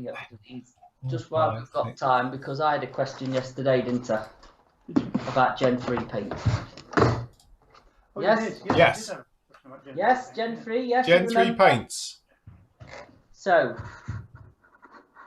as I'm obviously, where's the thing on? And do it. I keep picking up the wrong mouse. I don't know if I've got that many. Just change the camera to the other end. Top one. Let's shift that out of the way. Yes, we're on. Yes. So this guy here that I've started to do as a build up on the gaming shop is all going to be Gen 3 paints. Okay, because I've been slightly testing them a little bit. Yeah. Better. I've been shot now. So, but he is going to be a fully Gen 3 painting, tutorial, trial, whatever you want to call it. So they're on the way. But when I was painting this guy, all his faces, all his uniform is actually Gen 3 paints. The set's over there. I meant to get it out, and can you just reach it for me, please? The British, just on the top, one of the top ones. So, and before anybody jumps all over his uniform, I know it's not correct. I've done a bit of research, but don't thingy me, don't contact me. So I use that set. Yeah. To try and. Yeah, I was really actually quite impressed with them. They really went down nice, and that's all brush painted. I didn't airbrush that. It was all brush paint work. So obviously his back's got nothing on him. But yeah, there's going to be obviously using this one is going to be like a proper video tutorial, suppose, or how I get on with them anyway. Very nice. So yeah, But so far, with, I'm actually liking them. Yeah, I was going to say, so what's your first impressions with the Gen 3s then? How are you finding them compared to, say, model colour? Coverage is good. And again, because I've only just started using them, I need to do it more on that one, I think, because I was having a bit of a mix and match with model colour and Gen 3 on this figure. A lot of his uniform or, his jacket thing is Gen 3. Yeah, it just works. Yeah. It's just one of them, it works. It's hard to explain, but it works. It does what it says, I suppose. It goes down nice. It dries nice. It dries nice and flat. I did find it easier to blend, which is obviously an Achilles heel. It's not an oil paint, obviously. It's not that easy to blend, but I did find doing the highlights and the shadows and stuff, I suppose a bit easier than using model colour. Yeah. Yeah. So I'm quite happy with the way he turned out, to be honest. I don't think it come out that bad. No, I think it's fantastic. As I say, his jacket and all the rest of it with the highlights and yellow lights and sort of, that type of thing, looks absolutely stunning. Yeah. He is missing. He should have parachute there. Right. Or either parachute or parachute regiment, I think he should have on there. And I'm working out how to freehand it. Yeah, to write that in. Strongest point. I could do with a decal. Yeah. To do it properly, I think. But is it just flat? It's not moulded into it or anything? No. No. What? So you could pick out the highlights. I wish it was, because it would have been easy. Because like you say, you could have just picked out. No, it's just a flat. Yeah. A flat piece that you've got to freehand it on. So, but yeah. Very nice. And whose bust is that? It's a Mitch's Military Models bust. Very nice. They were quite light, to be honest. They did some really nice full figures and busts. Yeah. And they're not overly expensive, because busts can be pricey, to be honest. Yes. Full resin. Yeah, they're nicely done. They do the shows as well. We've seen them when we went to Moss, didn't we? Because we've seen them on our plane. Yeah, yeah. And we spoke to them when we were there. Yeah. But yeah, they did some interesting subjects. I know they've just bought a load of new figures out. They bought Sharky Ward out and a few others to do with that, the Falklands conflict and all that. Yes. So, has he got a good beard, Sharky Ward? I think he has. It's actually a really nice sculpt. And I think there's a Royal Marine and somebody else they've got. I can't remember what it is. But anyway, you have a look on their website and they're all there. So Phil's painted his own figure, aren't you, Phil, for your Zero? Yeah, piece of cake. Piece of cake, isn't it? Piece of cake, easy. It is in that scale. Yeah, it gets a bit bigger. Yeah. Say, with the bigger scales, it's like, forget it. But seeing as my guy's even wearing goggles, it's not a problem, is it? Yeah. I haven't got to worry about doing eyes and things. No. Well, you've got a bit of a chin to paint. I think, maybe. I think it's literally, where is he? I've got him here somewhere. He is, it will be a chin, I think, and maybe a cheek. Oh, a chin and a cheek. Yes. He'd be all right. It's a piece of cake. So. Well, yeah, going back to the Gen 3s, like I say, I did enjoy using them. They're really nice, but I really want to actually have a full figure. So his flesh is going to be Gen 3. Uniform's going to be it's going to be the old Gen 3 lot. Yes. Because I've also got them, the 502, which I think is a dense acrylic. You know, that box that I bought, and I'll probably be using a few of them. Yeah. Mitch's Military Models, they're called, Clive. They're on, got their own website, and they're also on eBay. They do some nice stuff. Because what's his face is as well. You know when I did? I've done about a couple of their figures. Because he goes with me. You can't really see him now to turn red off, but he's another one. He's a part of the Market Garden set. There's a trio of them. Yeah. So that one and this one goes together. So yes, nice sculpts. Very nice. Yeah.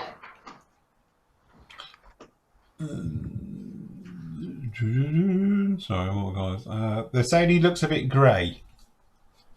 Well, he's a bit war-weary. It's obviously the camera as well. He hasn't been sunbathing.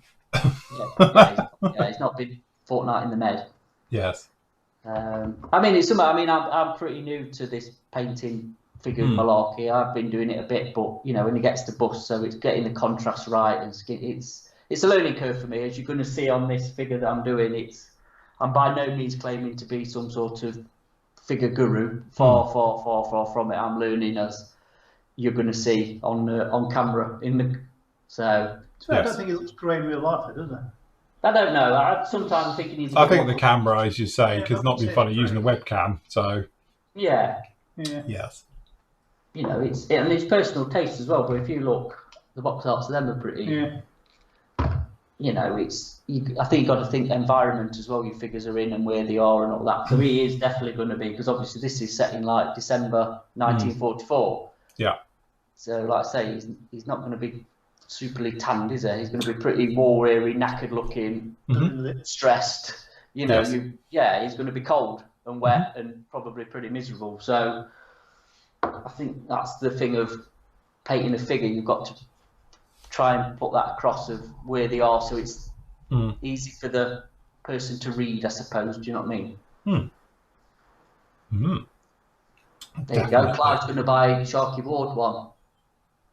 Yes. So there you go. If you want to read an interesting book, read Sharky Ward's books, because he doesn't pull his punches. Yes, he's quite an outspoken character. I must admit, I think I've read most of his stuff. He's actually a very interesting guy. Yeah.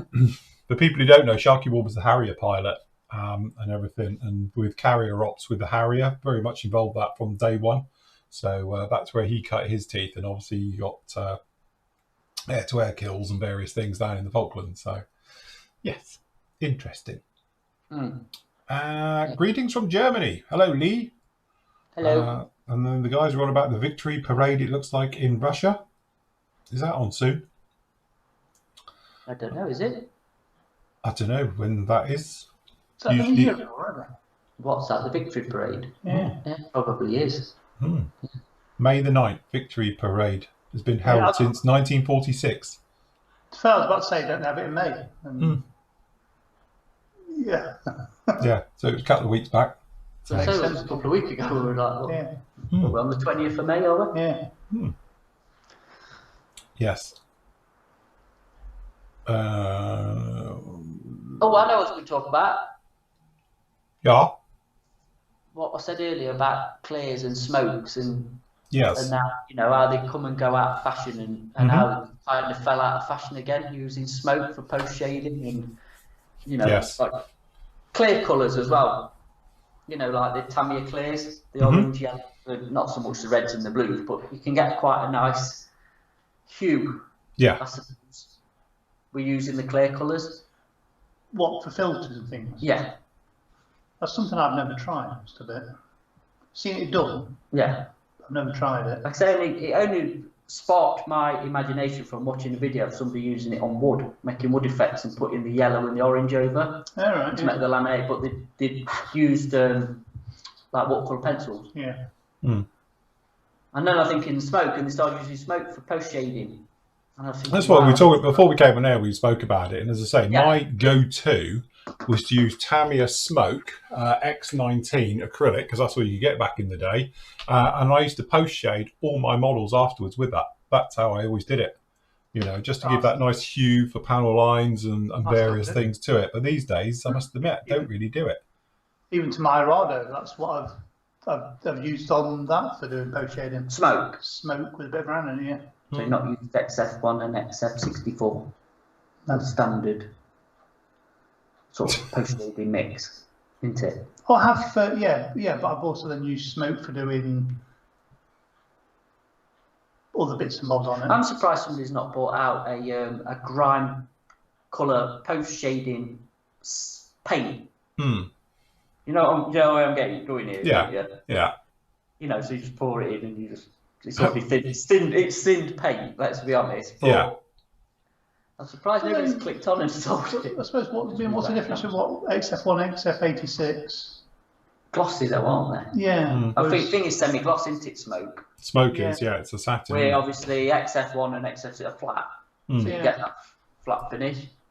So I've used smoke for a long time for doing it. So what, a bottle mixed up, very, very, very thin. Yeah. Of what you finned it with. Is it lacquer thinners or yeah, but lacquer lacquer thinners, I think.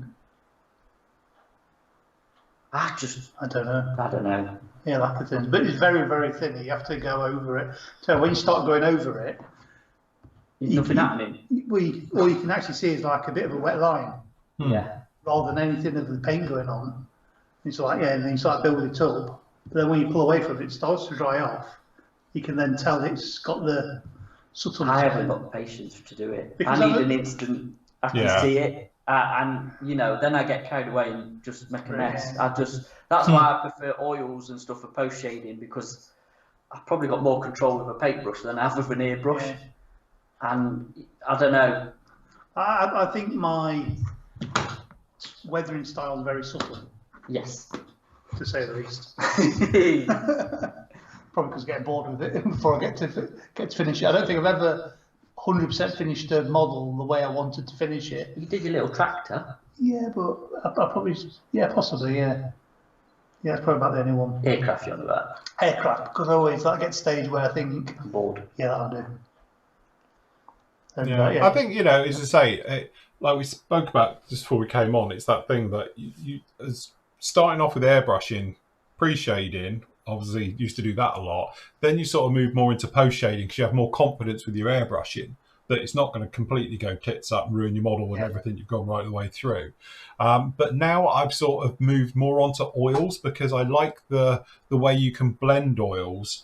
And so certainly for doing post shading work, to be honest, I'm going to do a lot of this with oils on this one. It will be a case of that, you can make it go into different effects with oils, where with airbrushing, if you're doing like a smoke trick for doing that, it's a one trick pony because you're just going to put it down and it's going to give you shaded panel lines, basically.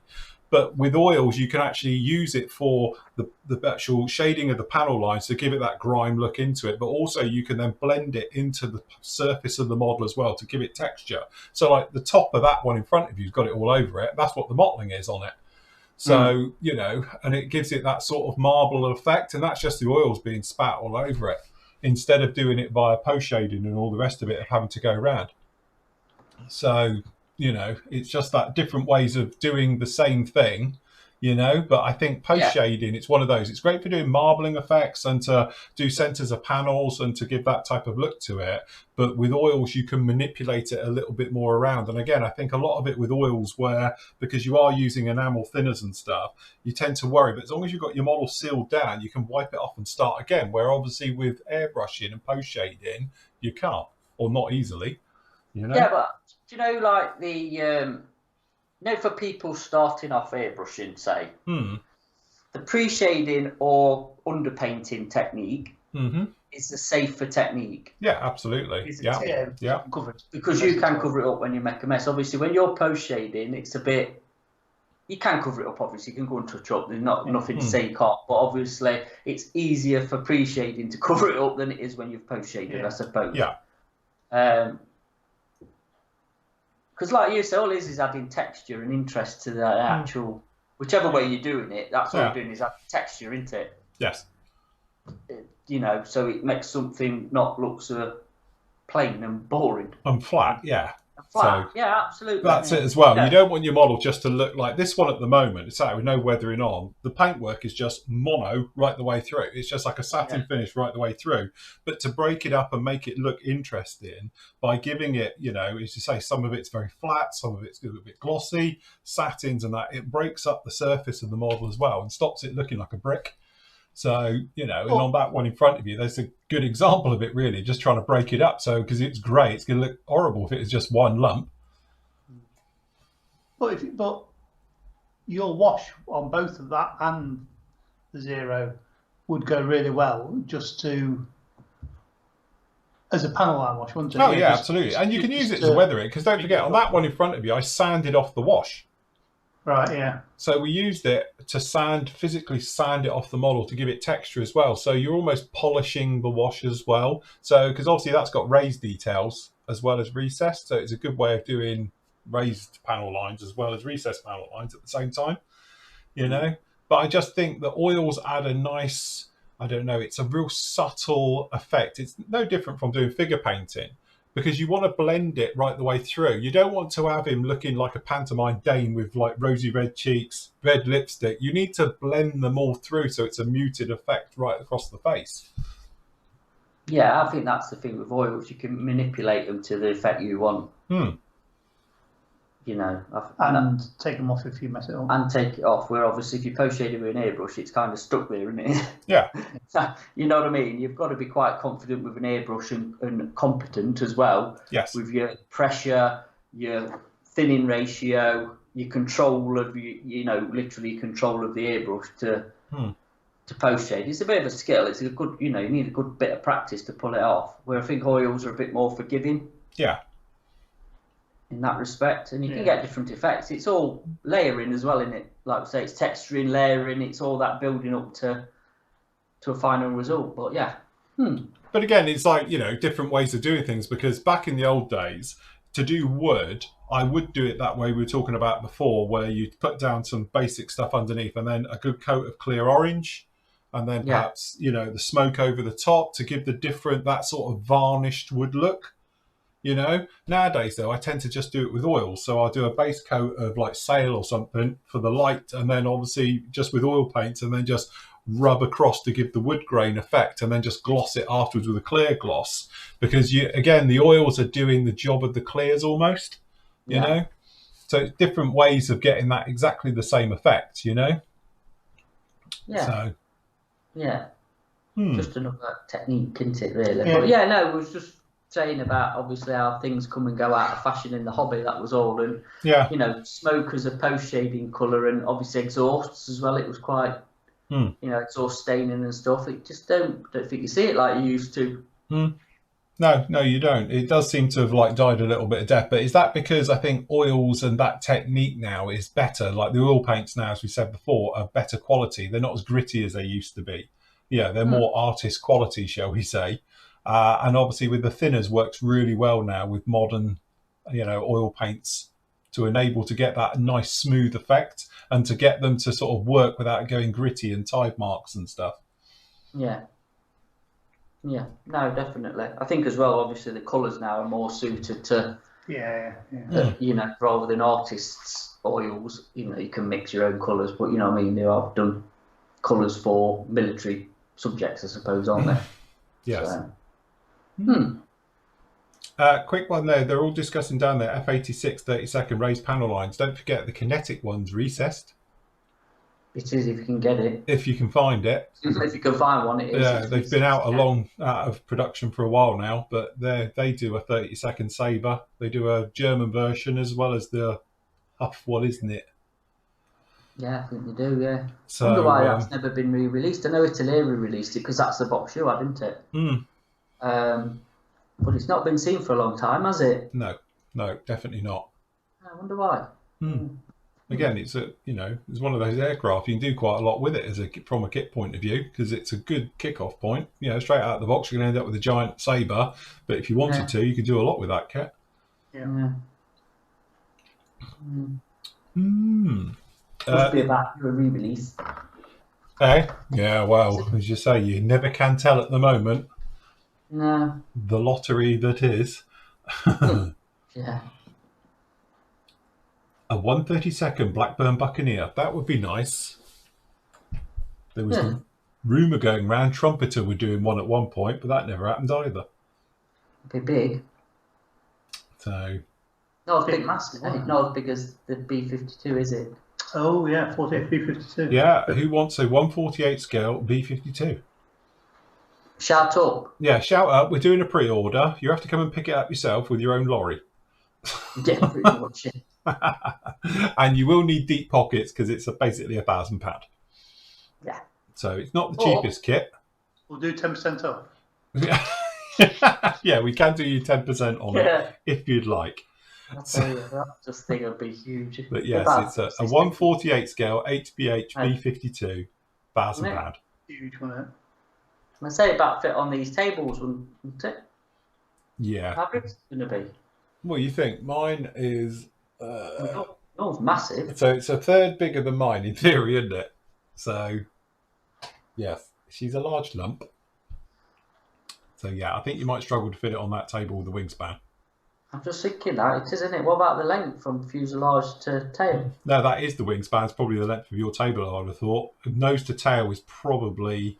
Do you think? Mine is... Hold on, let me get my tape measure.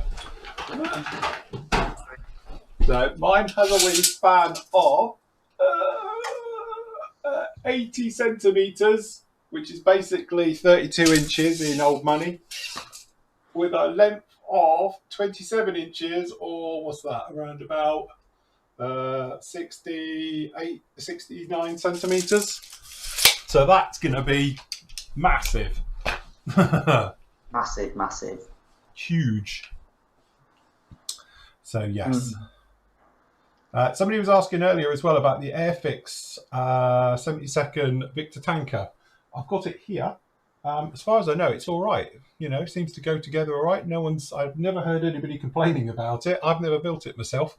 I'm waiting for a certain V-bomber to come out to go along with the family. Then I might build all three. Where they'll go, I have no idea. Because also, I can't hang up a Vulcan, can I? How am I supposed to hang it up by its tail when I ain't got one? Oh. That's going to scupper my problem. So, what you could do is put it nose down and hopefully it won't fall off. Just hang it into the thing at the bottom instead. Are you not doing it in flight? Well, yeah, that'd be one. Do it in flight. Stick it on a stand. It can go along with my other one then. With me VC-10. Hang it out the back of your VC-10. Yeah, that's it. We could have the ultimate. We could have a Victor on one side. Yeah.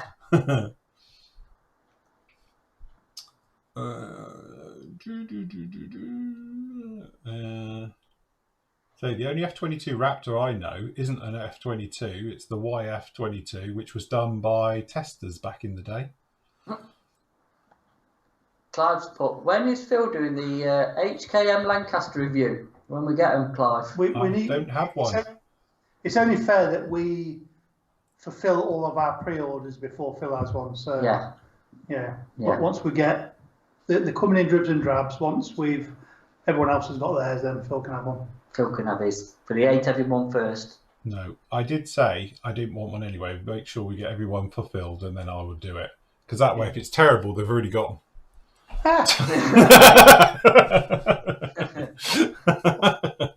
I don't think it is, but I'm only joking. But yeah. You just keep the speaker up. Hey, we've lost sound. What's that? You've lost sound, eh? It's all right. Sorry, we're just coming out the speaker on the laptop then instead of this speaker. Bizarrely enough. I can't hang mine from the ceiling because if you guys have probably seen, I have a lighting rig up there which I can't look upwards. But yes, it would be an idea to hang them off the ceiling if I didn't have LED lights and cameras all up there. So we can hang them from the studio, from the warehouse roof. God, no. Never get up there. No. I think we should have one of those fans like they have in America. They call them big ass fans. Have you seen it? Like a 15-foot wingspan on them. You could put them on the end, slow speed, like going round. Yeah. Yeah. No. All right, it's just an idea. They still look good, like we said, they were hanging up the stairs wall. Yes. Yeah, I think we might do that. But our only trouble is we are next to a railway line. That was the point. That's what we said last time, wasn't it? They've probably shook off with the trains coming past. What, do you go up the stairs? Yeah. Yeah. Yeah, the bit as you go out the stairs, we could hang them all on the walls, all on that entire wall. Yeah. Look cool up there, wouldn't it? From the mezzanine, you'd look straight at it. I tell you what, whichever wall you put them on up on there, he's going to get rattled by the train. So I don't know how they'd last. So if you said you come in on a Monday morning and they're all on the floor. You don't mean actually on the stairs as you're walking up, so people can knock them off. No, you'd have it higher than that. So, but they're on that wall. Unfortunately, Andy, this does mean you're on a ladder up there doing it. Yeah, I can see that happening. Send Shell up; it'll be fine. Yeah, Shell will do it. What? Get her on a harness. Yeah, winch her up. She don't know. Yeah, she don't know. yeah. I don't like heights. You're not getting me up anywhere near it. So. Yeah. So apparently the B-52 works out roughly around about 6 foot wingspan, 3 foot long. So it is a big old lump. 6 foot wingspan, 48. Apparently, according to Gary. Oh, that'll be massive. That's roughly. Was we saying that on last night's show that one of the members he's doing the vac form version. So, Alan, isn't Tell it? you what, you'd be popular when you pulled up to your model club at a show, wouldn't you, with that thing? Yeah. To the 6 foot table they've got for the. Yeah, they've got a 6 foot table. Yeah, and you turn up with the one model that's going to fit on it. What's the SIG? There is a SIG for the strategic air command. There is, isn't there? It is, yeah. They need one. Yes. They're all thinking because I'm using your alias for typing. Oh yeah, I'm not. It's Matt's typing. Because they're saying that as Peter, and you're not using the keyboard. Hey, that's what I like, and I'm under Andy's name on our chat. Because we're both using the computer for work, and we're both logged into the floor site of it. So. We just logged into Andy's today. So just spam him. He'll be fine. Just whoever logs in first then gets the abuse. Yeah, that's it. Yeah, absolutely. So I think Mr. McCluskey, are you asking about the Star Trek kits? I presume because we have kind of pre-ordered them, didn't we? For him, we're just waiting for him to come in. If it's the ones he's on about, I think he is. Yeah, the Star Trekky. Yes. Do from the bobs. Yeah. Yes. Yeah. What, Klingons and things? I don't know. It's some I can't remember what it was, but it was. Yeah, we've spoke to our man in the know, and they are pre-ordered. We're just waiting for them to come in. So we'll let you know when they are. Yeah. It's all right. Not now. So. It's what? It's all right. It's my battery. My lead wasn't in properly in my laptop, and it was just saying close my laptop for doing the streamy bit. So it's just saying battery's low, and I'm like, it's in there, but it wasn't properly plugged in. So Gary said yes, he's going to stick to the 144 version of the buff. I don't blame you. Oh. So 72nd one's nice, but that's just too big anyway. It's a massive lump. So Cole, good job. So if you're wondering what I'm doing over there, I was just putting a primer coat on. So it goes in length to explain about how to get a nice smooth finish, because we have lots of people talking about primer coats and how to, applying it and various things. So that's what you can see now to give a very nice smooth finish with rapid drying thinners. It's the future. I'll just put my name down for another couple of litres, please. Just so. Yeah, we'll just get a tanker delivery. Yeah, that's it. Can I have which primer did you use, Phil? That's the Mr. Primer Surfacer 1000. Your favourite one, Andy? My favourite one. Especially when you're picking. For some reason. Every time. When we get the orders through, I seem to be picking up 1000 Surfacer. Mr. 1000 Surfacer. Oh. Not Primer 1000 Surfacer. Yes. And Matt says, you're the one again. No, I must admit, I really do like it. I think it's great. I cannot fault it. I know some of the members have said they don't get on with it and they've had trouble and peeling and all types of problems. But honestly, this stuff just sticks like the proverbial to a blanket, and you can put it on really thick and it just comes back every time. It just, we were talking about the polyurethane primers are great.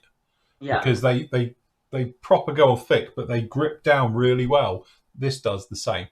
So, So I did my Arado in it, and I had a bit of peeling problem. That's your greasy fingers. That's your greasy fingers. That's what you get for eating a kebab. I might have done with IPA before I sprayed it. I don't know, but I definitely had some problem. Yeah, but I'd be hard pushed to tell the difference between that and Surfacer. Just normal Surfacer. Yeah. And that's the thing. I was thinking about this the other day because somebody asked me the same. They said, "What's the difference?" And I said, "I can't tell you what the difference is. I'll just be honest with you." But I always used to use 1200. Yeah. Mr. Surfacer 1200. I never used Mr. Surfacer 1000. So it may be a chance to have a go with. I've got some here, Mr. Surfacer 1000, and see the difference. on the blurb, if you read it, it says it's enhanced for photo etching white metal coverage. If it is it, I don't know. Is it the same stuff? Don't know. You know, it's one of those weird ones, but I just to get on really well with it. And like we were saying, it's horses for courses. It just works very well with my setup and my style and everything else. But you know, the classic is you can put it really thick, and where you think you've lost all the tiny little riveting detail, it comes back. You know, I think that might be my problem. I think I thin it too much, you know. Maybe. Do you key your plastic styrene? Do you rub it down before you put anything on it? What with the key, the car key? Yeah, you know what I mean. No. There you go then. What's it going to grip to? Yeah, nor do I. It's texture. This is the whole thing when I preach about painting.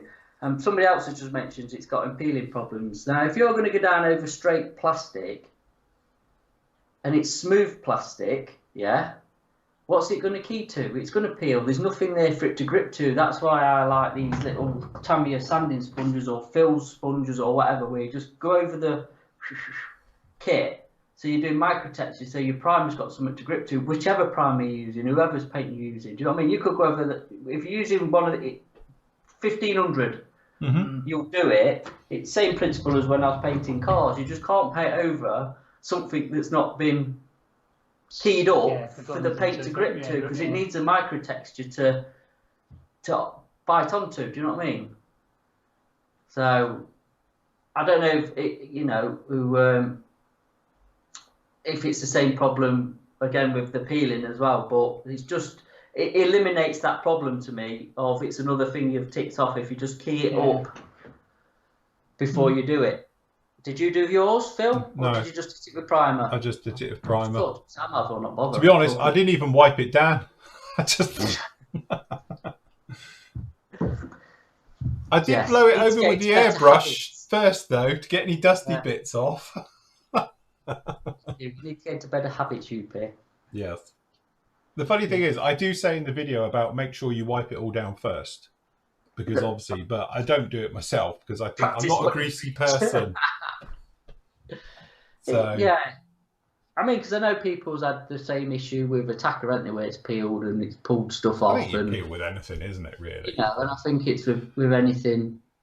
It's steps to eliminate that problem. That's all. Especially with you doing 30-second kits, because yours a pretty big kit as well. So you've managed to dodge a bullet. If I'm honest, we're not doing it because they only did it in certain bits. Then it's not like you had full. Yeah. I think full on the peel. The thing that Phil's looked at on, he's not doing any masking on it, though, has he? No, he hasn't. That's a good point. Put some masking tape on it. See if it pulls it off. It's painted. Well, it's had a lacquer coat on it now. It ain't going anywhere, so it'll be bulletproof now. But I did splint camera on mine. And right.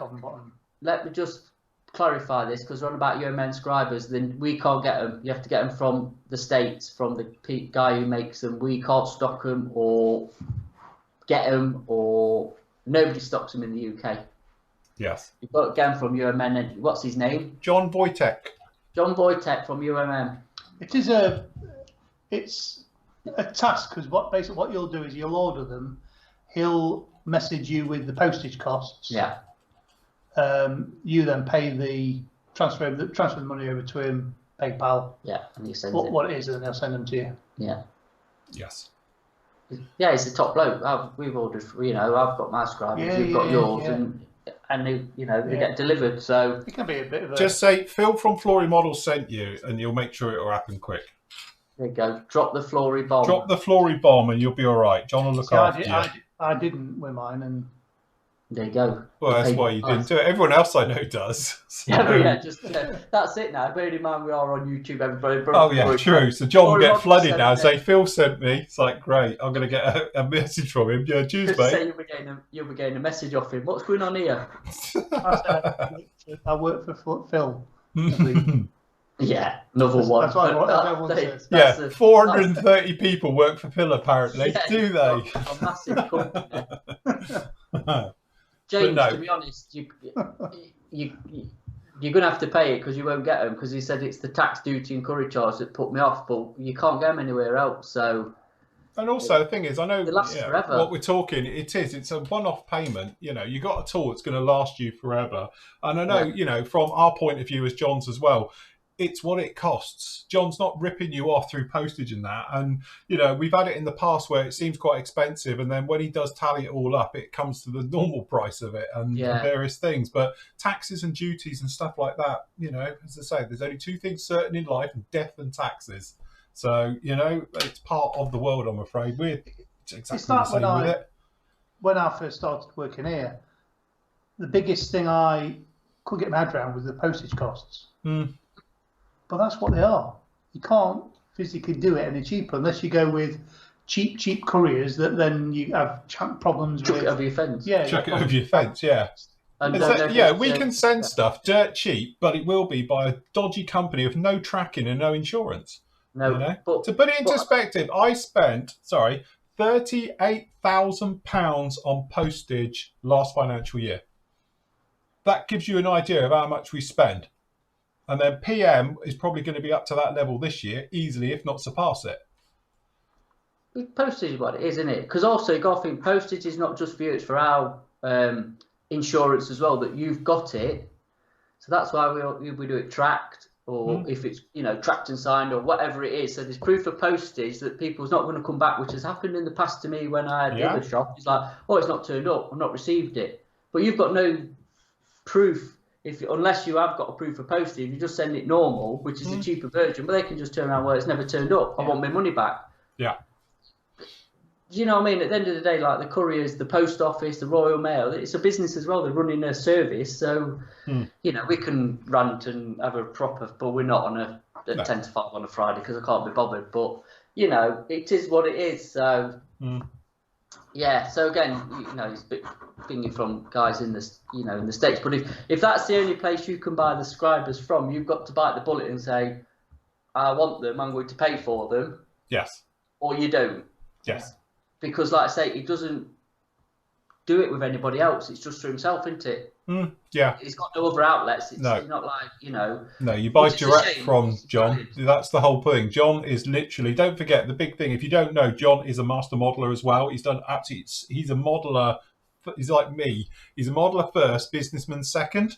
So that's the bit where we have to try and get our head round of running a business. But John makes all his own products as well, and he sells other things. Yeah, but he's you know, he's not like a big huge company and all the rest of it. It is him doing it, so it's him answering emails and various bits and pieces. And you know, sometimes there is delays. If he has a rush, for instance, he might be out of stock, and then he's obviously got to get them done and manufactured. It's no different from the way I work, to be honest. So if we suddenly had to run on a particular wash or sanders, you've got a lead time because it needs to be made and manufactured, because we can't keep the stocks here. It's not viable to keep couple of 100,000 sanders, although we are at the moment.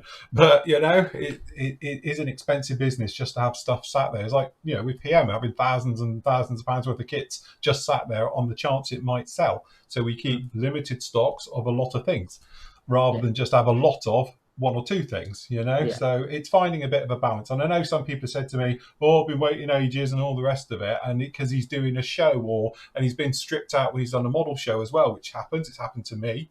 So you know, it is that thing. You have to understand that it's small cottagey industries, you know, with the limitations. We're not Amazon, you know. Yeah, that's it. That's exactly it. But no one else does the products does, especially the scribers, does their scribers, and we all think they're the best ones out there. And well, David's just put up from yesterday because he was asking, that's where it's all come from, and he's gone and bought all three. Because I know you said you don't like number one and some don't like number two.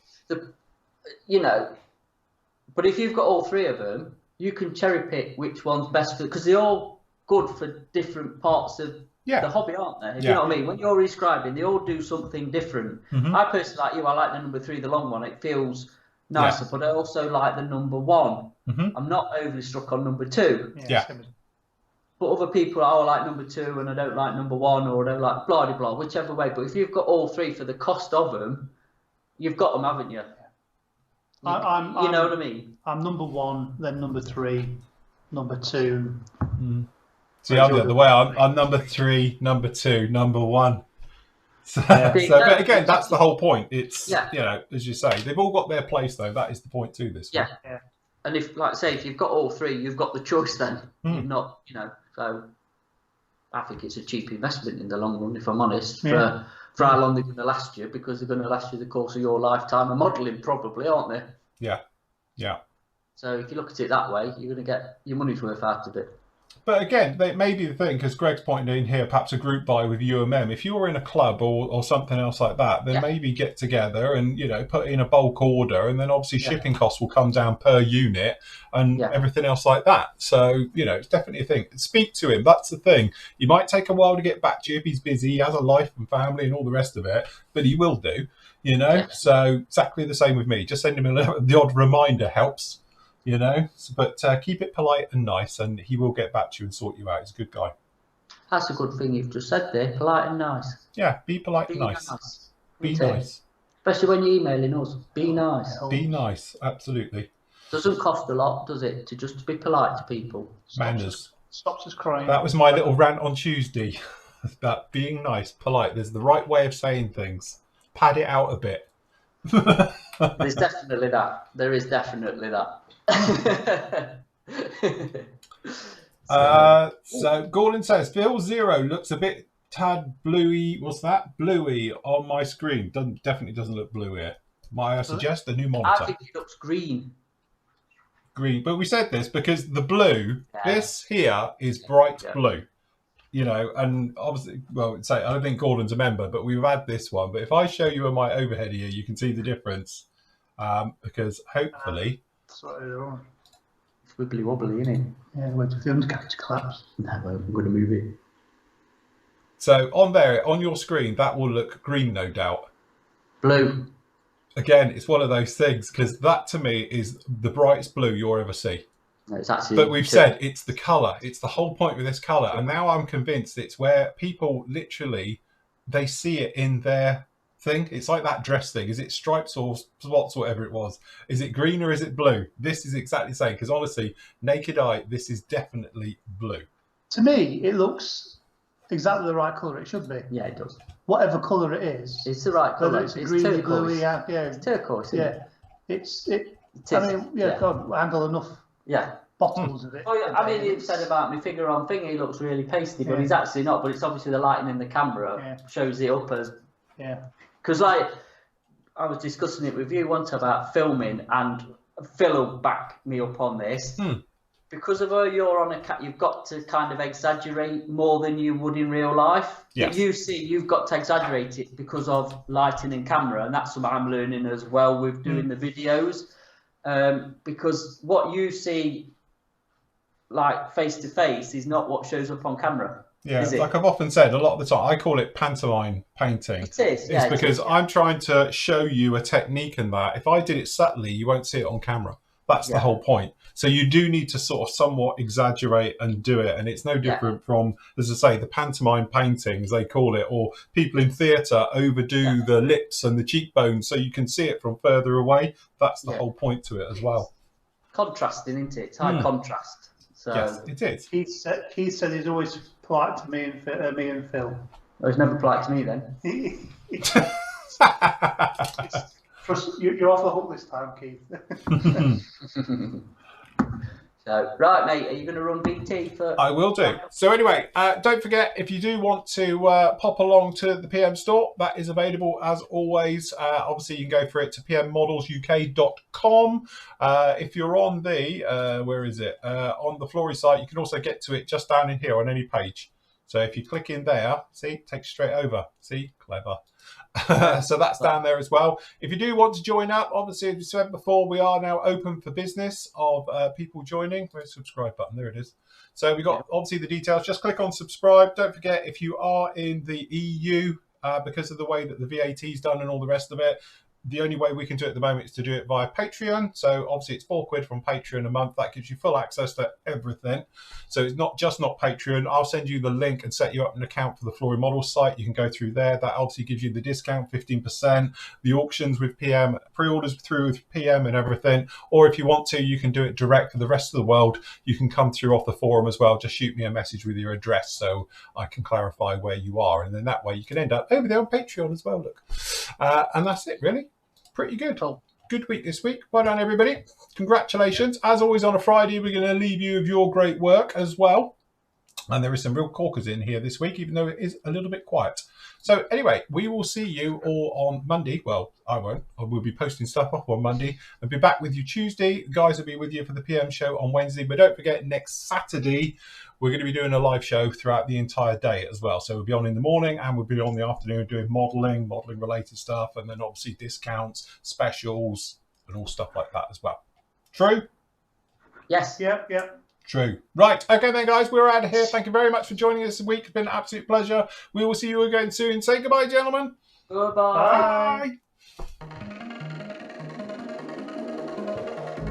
I was not ready to falling like I'm wasted. My heart grows heavy. Don't taste me rushing. Keep your words naked. You got me blushing. And you forever I'll follow. You'll be my holy ground. You forever I'll follow.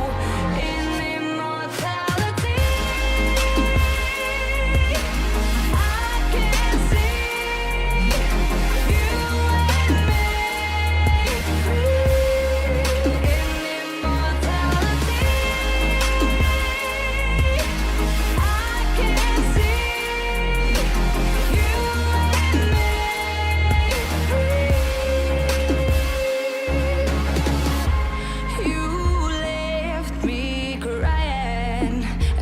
Through a ghost town, alone and stranded. Why leave me hoping and guessing for the answer?